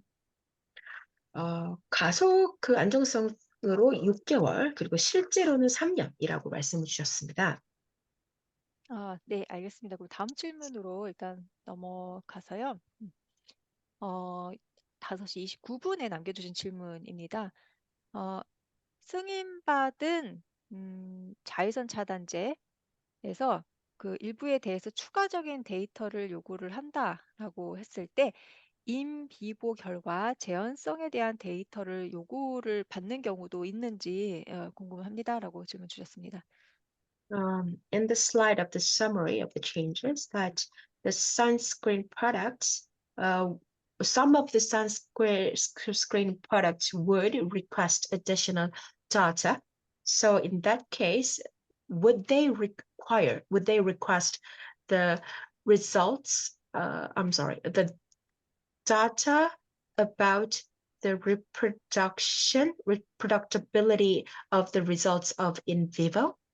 I'm sorry, could you understand the questions? Like, if some of the sunscreen products would request the additional data, then in that case, they might request the data for the representation of the in vivo results. Would it be available? Or I think what maybe the question is that due to these changes and some additional requirements, would it be necessary to maybe redo the in vivo SPF testing? Okay. Yeah. Reproduction means like, representativeness of the in vivo result. Yes. Yes. I think yes, if broad spectrum was not already substantiated with your product in the past, you would have to make sure that you are substantiating for broad spectrum. So there is a specific test that is highlighted in the reform, and it's on the list on the screen where we have all of the detail of the monograph. It's referenced M20. So yes, if you have not substantiated broad spectrum before, you would have to redo your testing and have your new in vivo SPF and your broad spectrum testing in your file to meet these new requirements. So if you don't have broad spectrum, you cannot label a product over 15. So yes, it depends. A lot of companies would have already tested for broad spectrum in the past. So it's not new news. We all know that broad spectrum means an equal level of UVA and UVB protection, but the critical wavelength must be 370. So yes, if you haven't substantiated broad spectrum, you will have to retest for over 15. If the sunscreen product was approved, I mean, yeah, maybe he might see that the summary of the changes that, like, the approved sunscreen products, some of the approved sunscreen products would be required like additional data. So in that case, it would be the same answer. Oh, yes. So the approved sunscreens. So in other words, the titanium dioxide and the zinc oxide, which are GRAS, they again you would only have to retest to substantiate your broad spectrum claim, but the approval of a UV sunscreen ingredient to GRAS does not mean that you have to retest your product. It just means that they're approved on the list and you can use them. 일단 아까 이제 인부부 결과 제한성에 대한 데이터를 이제 입증해야 되는 경우는 이제 브로드 스펙트럼에 이미 이제 과거에 그 광범위 스펙트럼 이제 결과가 있을 텐데 그거를 한 경우에는 이제 이제 구체적인 테스트를 이렇게 내게 되는데요. 그 브로드 광범위 스펙트럼 결과를 내게 되는데 여기에 저희 M20이라고 특별히 이제 모노그래프에서 지칭하는 테스트 종류가 있습니다. 이제 그런 경우, 그러니까 기존에 이런 광범위 스펙트럼에 대한 그 결과가 없다라고 하는 경우에는 이제 그것을 이제 SPF 제품에 다시 이제 해야 되는 경우가 생기는데요. 그런데 모든 광범위 스펙트럼, 즉 15 이상의 제품들에 대한 그 스펙트럼 시험이 UVA 테스트나 UVB 테스트와는 이제 동일하기 때문에 이렇게 15 이상을 하게 되면 이미 이제 브로드 스펙트럼 테스트를 했으니까 이에 대한 결과를 내게 되는 것이고, 이제 제가 이미 승인을 받은 자외선 차단제라고 했을 때 그 일부에 대한 추가적인 데이터를 요구한다고 이제 했는데, 여기에서 이제 미국에서 이제 보는 그 그라스에 속하는 것은 티타늄 다이옥사이드와 징크 다이옥사이드 그 두 가지 성분이기 때문에 이 승인받은 그러니까 성분을 이용했다라는 것 말고도 일단 테스트를 해야 된다는 것, 이것이 두 개가 좀 다르다는 것을 알아주셨으면 좋겠습니다. 그러니까 여기에 대해서는 이제 질문을 제가 자세히 이제 전달을 못할 것 같긴 한데 어느 정도의 답변이 괜찮은지 한 번만 다시 이제 확인 부탁드려도 될까요? 예. 그러면 일단 뒤에 남은 질문 먼저 좀 다뤄보도록 하겠습니다. 5시 30분에 남겨주신 질문이고요. 미국의 자외선 차단제 관련 규정을 에 대해서 국한해서 좀 질문을 연사분께 드리겠습니다. 네, 이게 남겨주신 게 맞는지 모르겠어요. 미국에서 자외선 차단제가 1차 자외선 차단제, 그러니까 그리고 2차 세컨더리가 있고 프라이머리가 있고 그런 것 같아요. 1차 자외선 차단제, 2차 자외선 차단제 이런 개념이 뭐 있다라는 전제하에 이게 그게 맞는지도 한번 여쭤봐 주시고요. 질문은 2차 자외선 차단제의 경우에 필수적으로 FDA에 제출해야 하는 자료가 1차 자외선 차단제에서 필요로 하는 요구받는 그런 서류 목록, 제출 목록과 동일한지 질문 주셨습니다. Okay, so another question is like, as he knows or as she knows that there should be the concept of the primary sunscreen products and the secondary sunscreen products. So in that case, the dossier for submission to FDA would be the same with the primary sunscreen products and the secondary sunscreen products, or are they different? They're the very same. In the Ah. USA, secondary are the very same as primary as regards the labeling and the requirements. You must have the drug facts box on your secondary sunscreen. So this is different in Europe and rest of the world. But in the USA, you are obligated to have your drug facts box and have your all of this data for the secondary sunscreen as well as your primary. 맞습니다. 그 미국에 있는 경우는 1차 자외선 차단제 제품과 2차 자외선 차단제 제품에 해당하는 그 제출 문서가 동일합니다. 그러니까 라벨링도 그렇고 요구사항도 그렇고 특히나 드러그 팩트 관련된 사항도 미국에서는 1차 자차와 2차 자차가 필수 동일합니다. 그러니까 이러한 사항은 유럽 및 기타 나머지 국가는 이제 조금 다른 점입니다. 그러나 미국에서는 두 가지 종류의 자차 제품이 필수 제출 자료는 동일하다고 할 수 있겠습니다. 네, 알겠습니다. 다음 질문은 5시 54분에 남겨주신 질문입니다. 그 안정도를 확인을 해야 하는 경우, 왜 이제 제품을 실제로 담은 용기, 그러니까 시판할 때 실제 소비자가 접하게 되는 그 용기에 충전을 해서 안전도 테스트를, 스테빌리티 테스트를 진행을 해야 하는지, 아니면 용기가 다를 경우에 상관없는지 질문 드리겠습니다. Another question is, when I have to conduct the stability test, do I need to use the actual container which will be marketed, which will be, go to the market, or is it okay to put it another container for like stability test? Yes, in the USA, glass jars are allowed under the monograph, unlike the EU, where you must use your actual packaging. So in the US, for these OTC products, you can use glass jars. But for long-term stability, it is obviously easy and we should use the actual packaging. 일단 미국에서는 유리병을 사용하는 것이 허용된다고 합니다. 모노그래프에서 그렇게 그 안정도 테스트를 진행할 경우 유리병을, 그러니까 즉 시판되는 진짜 용기가 아니라 그 가능하지만 유럽의 경우는 좀 다릅니다. 유럽의 OTC에 있어서는 실제로 시판되는 용기에서 그 안정도 시험을 해야 합니다. 그러나 이제 장기 안정성으로 볼 때는 이제 그 실제 무조건 용기에서 안정성 테스트를 해야 된다고 합니다.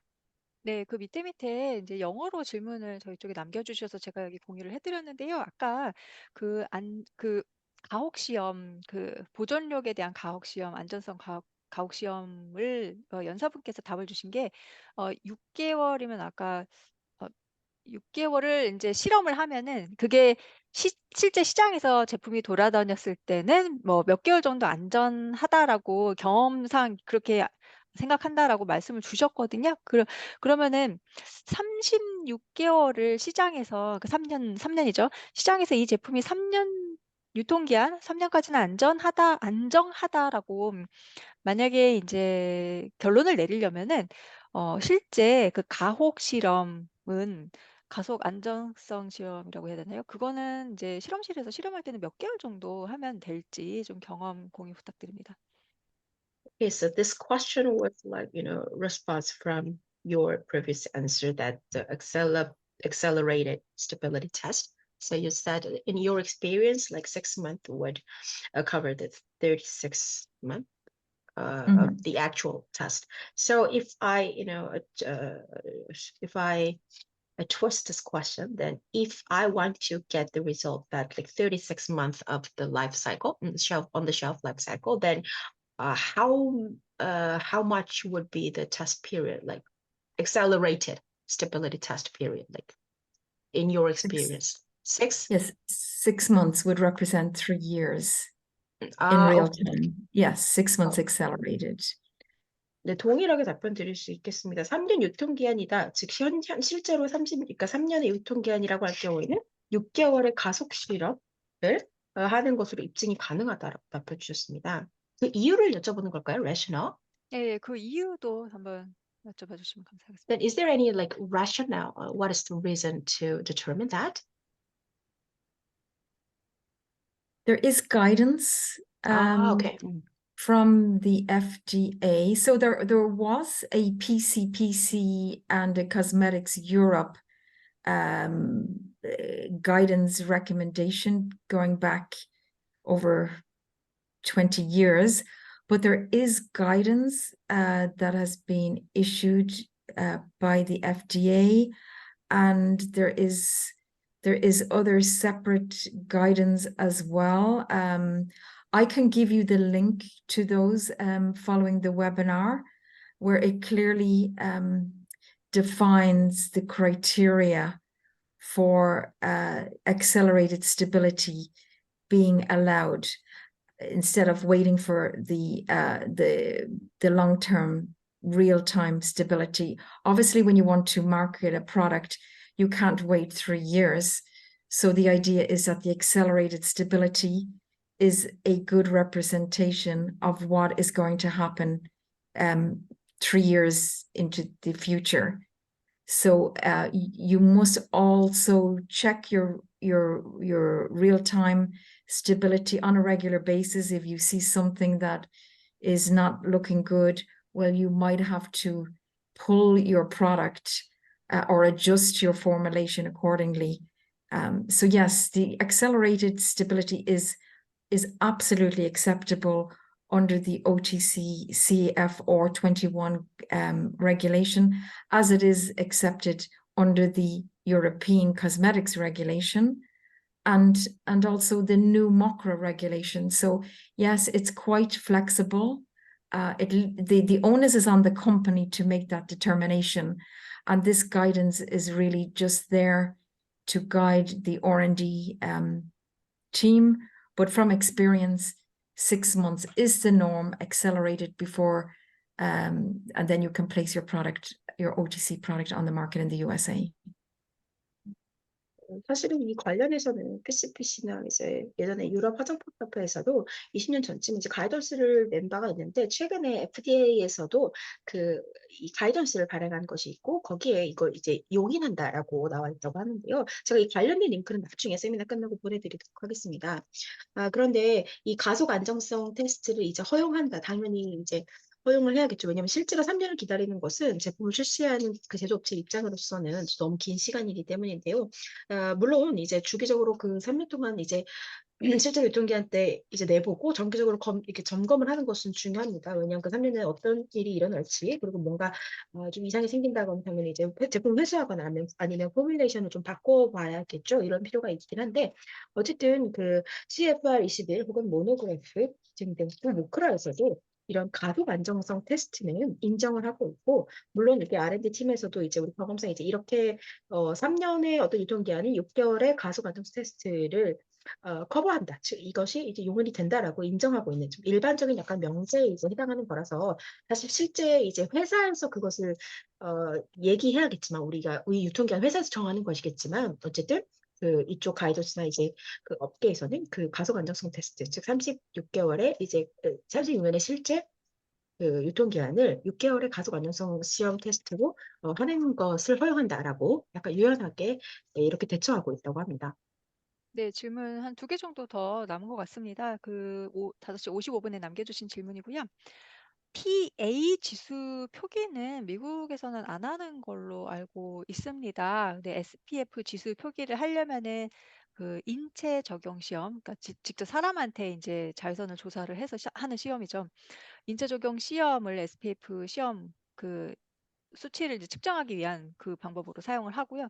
또 브로드 스펙트럼 미다라는 걸 표기하기 위해서는 인비트로 테스트로 진행을 해야 되는 게 제가 알고 있는 게 맞는지요라고 질문 주셨습니다. Could you confirm that? As I know, in the United States, they do not state the PA number.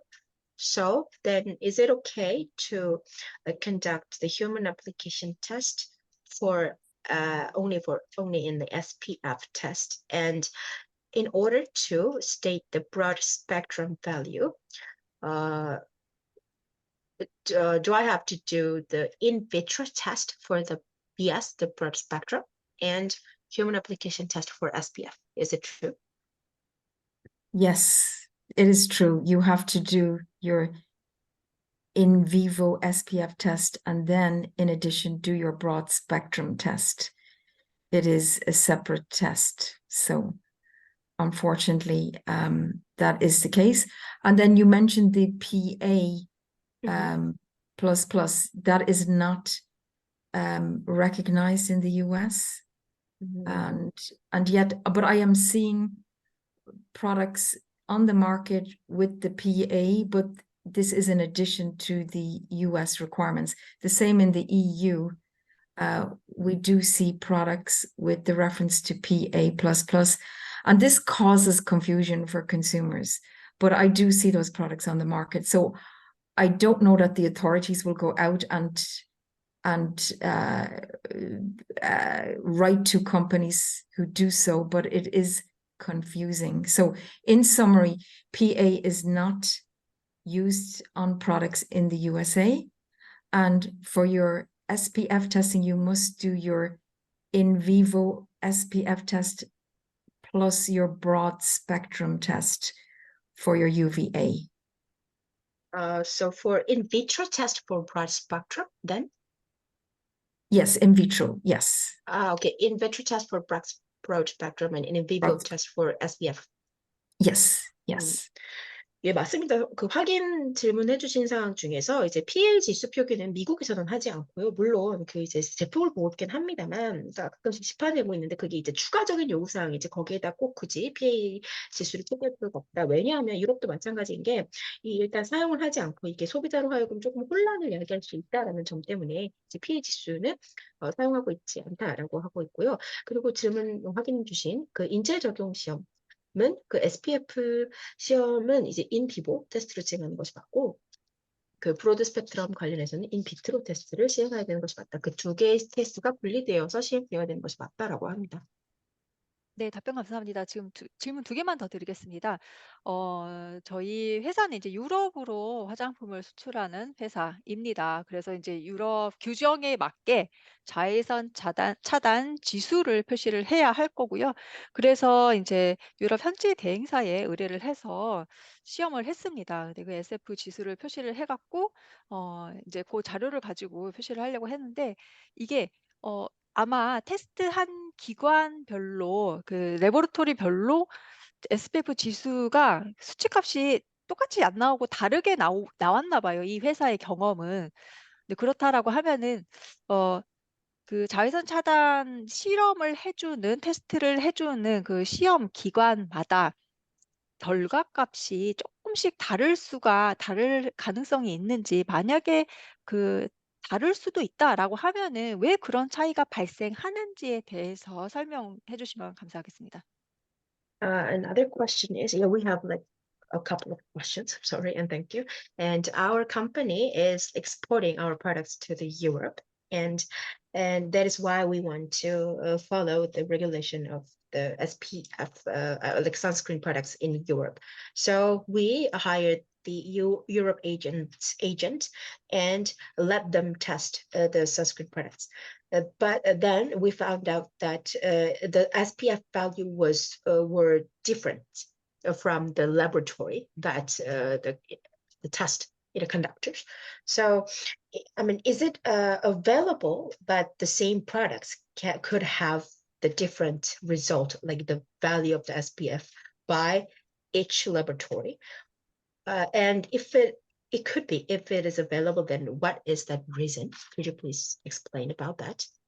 Yes, unfortunately, the in vivo ISO 24444, which is the requirement to label your SPF in the European Union, is not reproducible in the first inst, and there are variabilities from lab to lab. There are even variabilities if you test your product today with the same lab and then test it next week, you could have a difference in the label test result. And this is the problem with the in vivo test.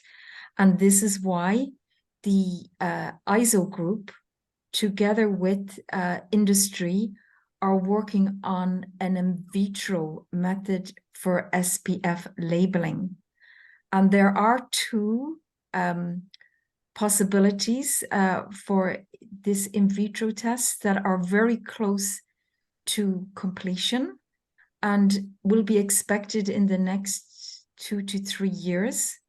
And it is for the very reason that the in vivo test does not give the same result every time you test it, even in the same lab. So this is frustrating.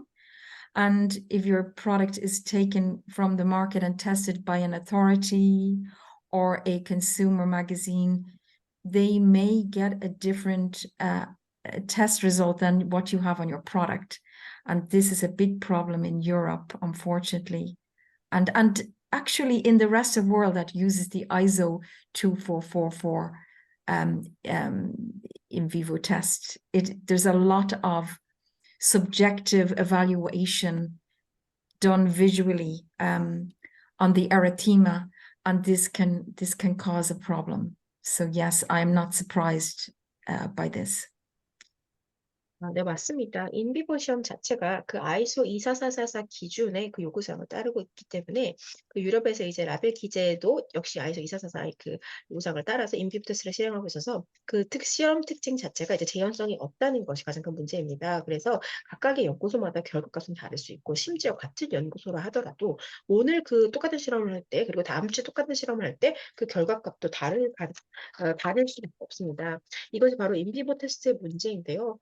그래서 저희 그 아이소 그룹과 또 사독교 그룹은 함께 이 이제 SPF 라벨 표기 방식에서 좀 인비트로 방식을 사용할 수가 없을까라고 연구하고 있다고 합니다. 그래서 이제 몇 가지 가능성이 있는데, 그 일단 인비트로 테스트가 이제 완벽성을 가지고 올 수 있다라는 것도 있기 때문에 향후 2, 3년 내에 이 다른 어떤 테스트 메소드를 좀 고안해 보려고 하는 노력이 진행 중에 있고, 그 인비보의 어떤 그 재현이 불가한 방식과는 조금 다른 방법을 논의하고 있다고 합니다. 당연히 이제 이런 경우가 염려 사항이 되는 건 당연합니다.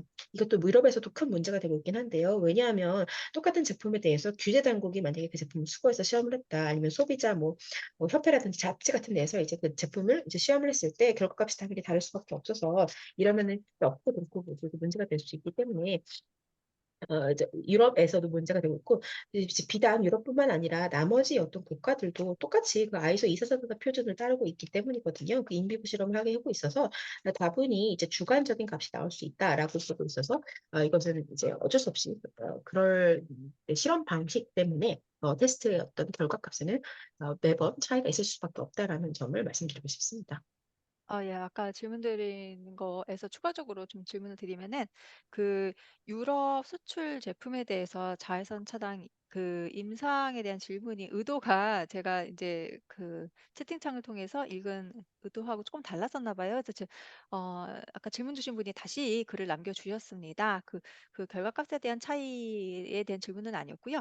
자외선 차단 임상 테스트를 뭘 해야 된다라고 이제 얘기하는 것이, 저희가 이제 대행사에 의뢰를 해서 보통 자외선 차단 지수 뭐 표시 유럽 규정에 맞게 해주세요. 그럼 어떤 테스트 해야 됩니까?라고 했을 때 대행사마다 좀 다르게 얘기하더라라는 겁니다.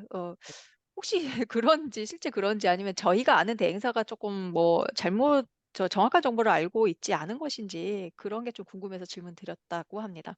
I'm sorry. Okay, I want to ask the same question, but the different aspect that, yeah, that company wanted to know that, like, I mean, their European agent told them that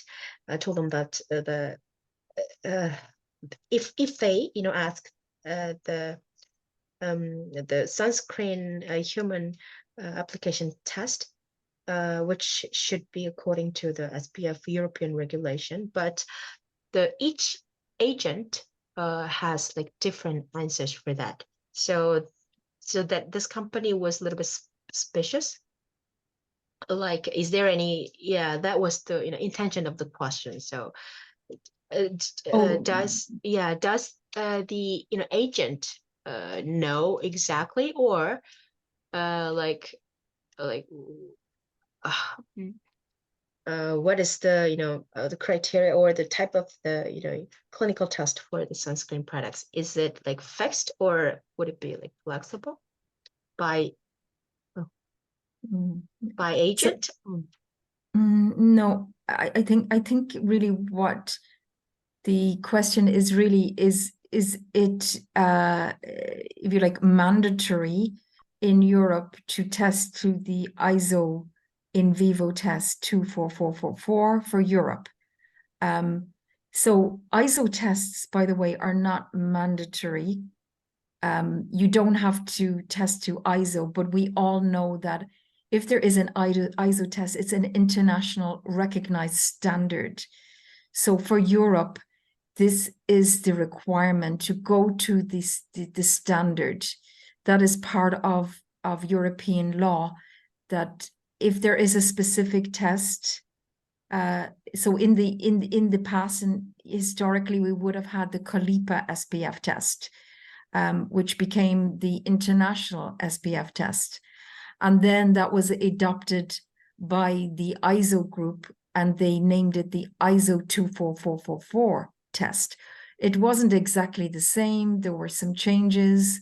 But so if you were going to an agent in Europe and you are putting your product on the European market, they should be testing to the ISO 24444.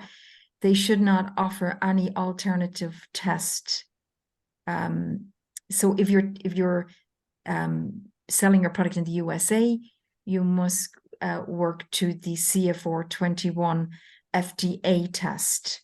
So there are differences for USA. And by the way, there can be reproducible issues with the FDA test as well. That is the nature of an in vivo test, unfortunately. So we are really very hopeful in Europe that we will have in vitro tests very soon. So I hope I'm answering the question. I think, yeah, there was a mention of the agency, if they, were they acting suspiciously, but they should be using the ISO 2444 for your SPF test for Europe.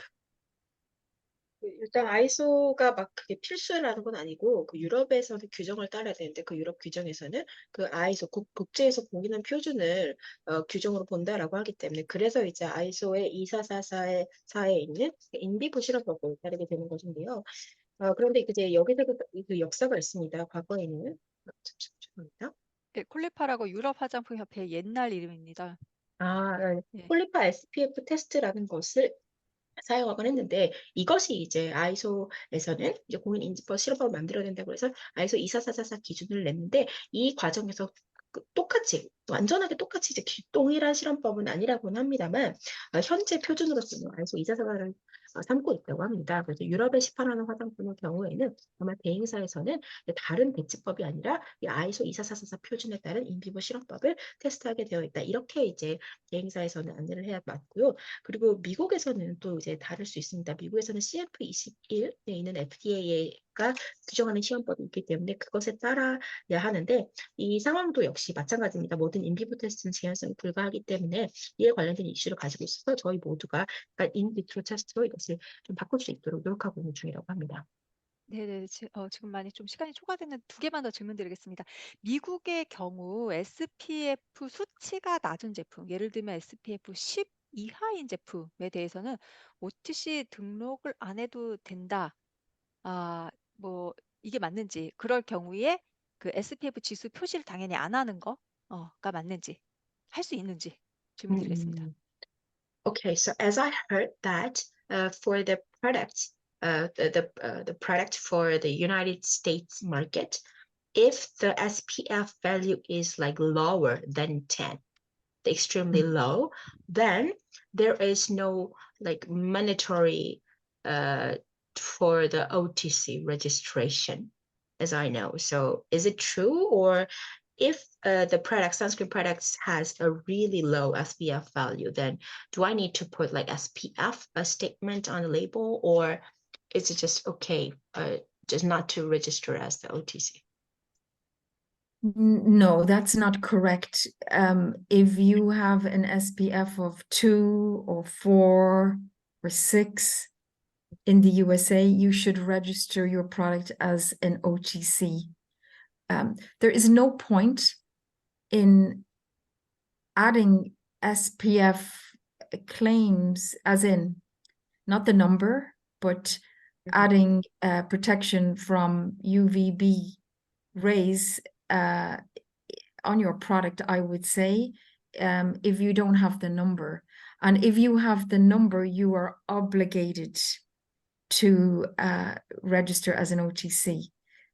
Otherwise, you're adding a UV ingredient to your product and it's expensive, and you're not getting the benefit of customers seeing it as an OTC product. So in summary, you have to register all SPFs, even if it's lower than 10 in the USA, as an OTC sunscreen. And there is a difference from 15 and below. They would not be broad spectrum, but they would still be OTC products. I mean, if the actual SPF products, if there is SPF product, but is it okay to just like make it like, I mean, what is that? Ignore the SPF function, and they could do this for just like normal general product, cosmetic product? Oh, yeah, yes. I mean, yeah, I think if what you're saying is having a cream, let's say, or a lotion, and you could say with sun protection ingredients added, but you couldn't put the drug facts box, or you couldn't put the number. If you decide not to do that, then you are not an OTC product. It's a little bit risky that you could be picked up. Why are you making a claim of sun protection? Because the monograph is very specific with respect to the labeling, and I think you could be considered mislabeling if you add some protection to your lotion or cream. It's a risk to do that. 일단 그 답변을 드리면 아무리 SPF가 낮다 하더라도 뭐 만약에 2나 4나 6 같은 제품이라고 하더라도 미국에서 이런 자외선 차단제로 출시를 하게 되면 무조건 OTC에 포함이 됩니다. 그렇기 때문에 아까 주신 질문은 그 SPF 등록 의무가 없다, 이것은 사실이 아니고요. 그리고 사실 SPF를 이제 클레임을 하려면 당연히 거기에는 숫자가 수반이 되어야 하기 때문에 숫자가 없는 SPF 지수는 사실 의미가 없습니다. 그래서 게다가 또 SPF 어떤 숫자, 모든 시험이라든지 이런 비용도 비싸기 때문에 그 SPF 수치가 적던 작던 일단 클레임을 하게 되면 당연히 그 OTC 등록 의무에 들어가게 됩니다. 물론 이제 SPF 15 미만이냐 이상이냐에 대해서는 그 라벨 기재에 대한 차이점이 있습니다. 왜냐하면 그게 브로드 스펙트럼에 해당하느냐 아니냐의 문제가 있고요. 그래서 이제 제가 혹시나 이제 이런 질문의 의도가 만약에 내가 진짜 이제 SPF 기능이 있음에도 불구하고 그냥 없다, 일반 화장품으로 출시해도 되느냐라고 하는 질문에 그래도 상관은 없다라고 했는데요. 문제는 어떠한 그냥 일반 제품이든 만약에 자외선 차단균이 있다라고 이제 클레임을 붙이는 경우는 무조건 미국에서는 그게 모노그래프에 해당이 돼서 라벨 기재를 해야 되고 아니면 이제 미스라벨링의 요소가 될 수 있다. 그래서 그 위험성이 있다라고 합니다. 고의적으로 이제 그걸 자외선 차단 기능이 없다라고 하는 경우는 상관이 없다고 합니다. 네, 마지막 질문 드리겠습니다.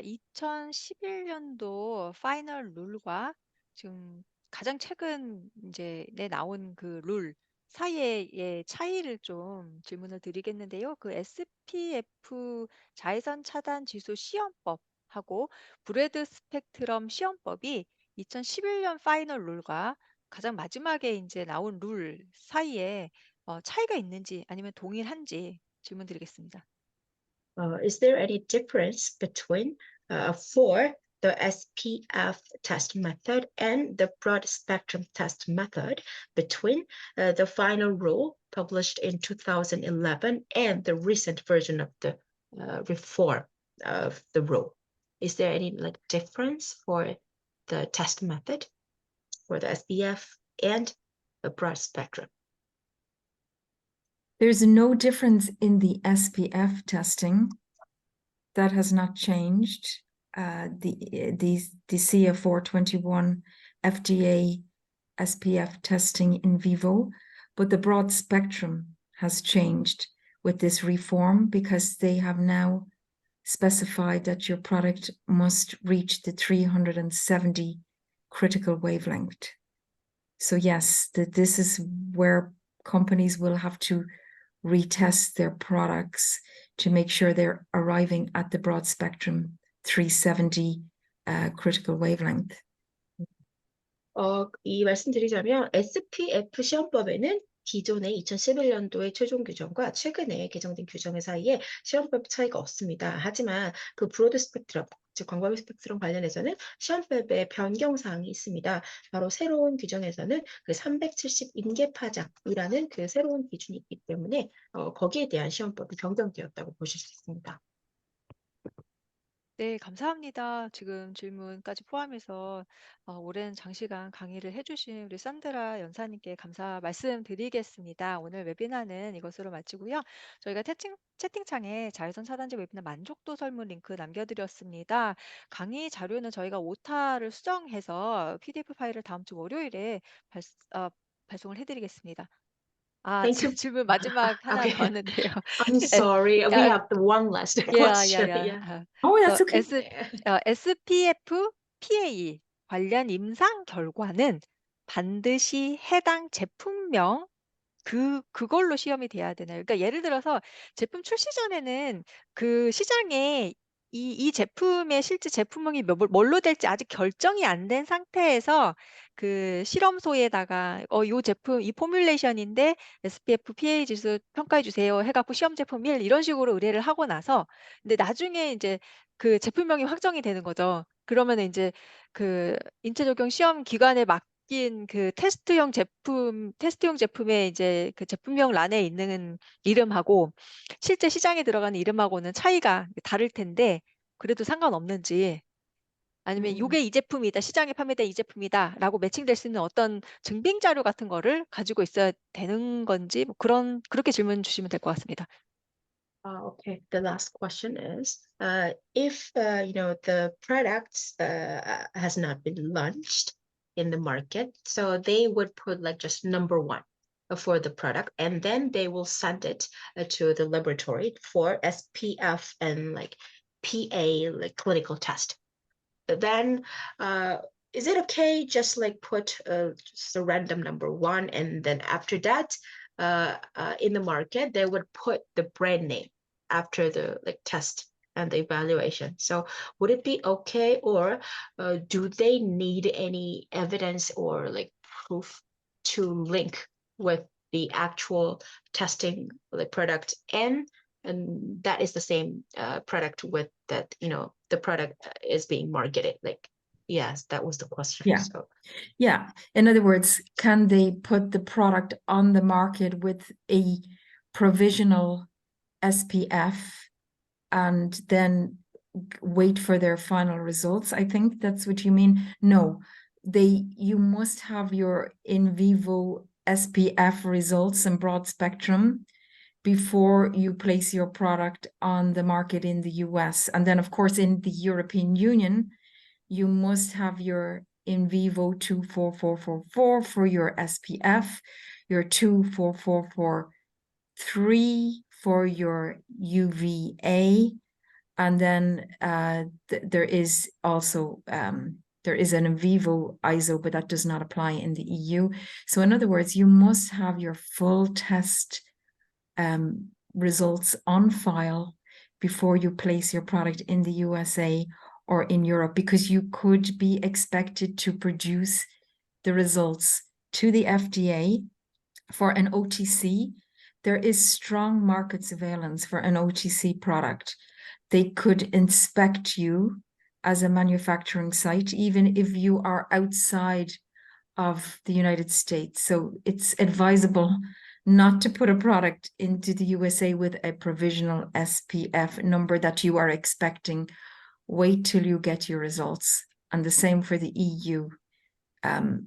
There's no forgiveness for putting a product out with just an anticipated SPF or UVA. You must have your file in place before you place the product. Oh, I'm 저기 sorry. 통역사님 Okay. 이거는 Yeah. I'm 통역을 sorry. 잠깐 예. I got it. So, I mean, I'm sorry. The question was that, I mean, I kind of give you the example of like number, but the point is like the brand name. I mean, if they didn't, finalize their brand name and they just put it for the laboratory, and then maybe the brand name has to be changed like during the process or like, at the final point of the, marketing time. So in that case, like the actual brand name should be in the test result, or would it be okay to like, provide the evidence or something like for the brand name and the product name, but the same formula? Yeah. Yeah. That's acceptable. Yes, that indeed is acceptable. Mhm. You can use a laboratory, and we all do, unless we have our own in-house laboratory. You can use their test results for your product. And so it's normal for the test result to have some kind of reference that you can demonstrate that the test is for your product. They should also reference the formula number. So it doesn't have to, the test does not have to be in the brand name.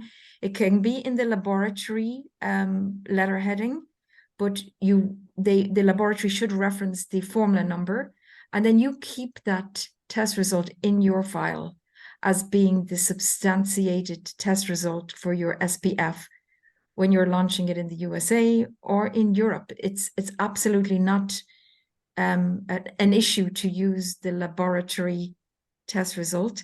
Are you asking also about marketing the product under a laboratory name? Oh, The no. product itself? Yeah, because Just like maybe if like, if the product has been tested in the laboratory, but like during the process, they kind of decided to change the brand name of that product. So in that case, would it be okay because like, I mean, if it is allowed to use different like brand name in the test results and the actual like, product after the marketing? That was the question. So yeah, Mhm. absolutely. And then when you register your product under, let's say, company ABC to the FDA, and if you have to make a change, you can modify your registration Okay.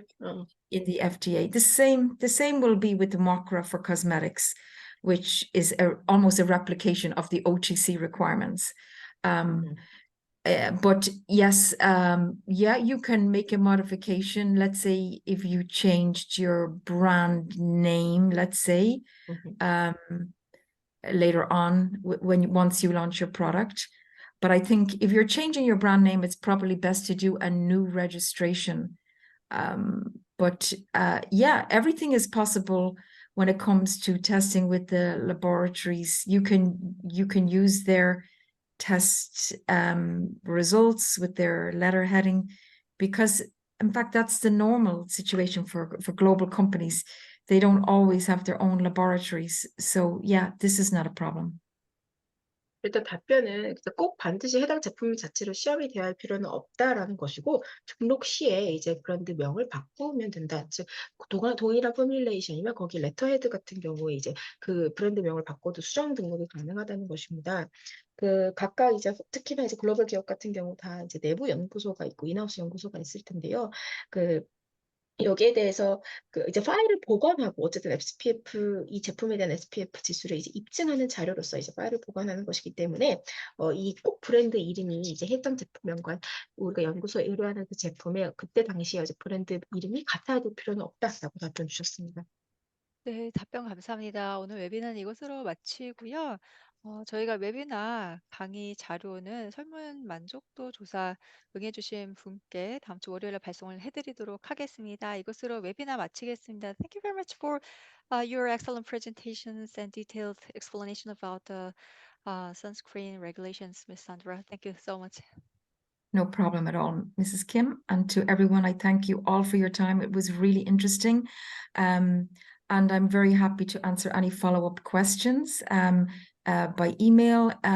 But yes, thank you. It was really my pleasure. And I hope it was useful. And I wish you all a great evening. Thank you. 네, 여기 지금 웨비나 참가해주신 모든 분들께 또 김기영 부장님께도 감사드립니다. 오늘 웨비나 저도 이제 흥미있게 잘 참여했고요. 또 기타 이제 질문들이 후속 질문들이 있으시면 이메일로 주시면 제가 답변 드리도록 하겠습니다. 모두들 좋은 저녁 되시고 참가해주신 여러분께 감사의 말씀 다시 한번 전해드리겠습니다. 감사합니다.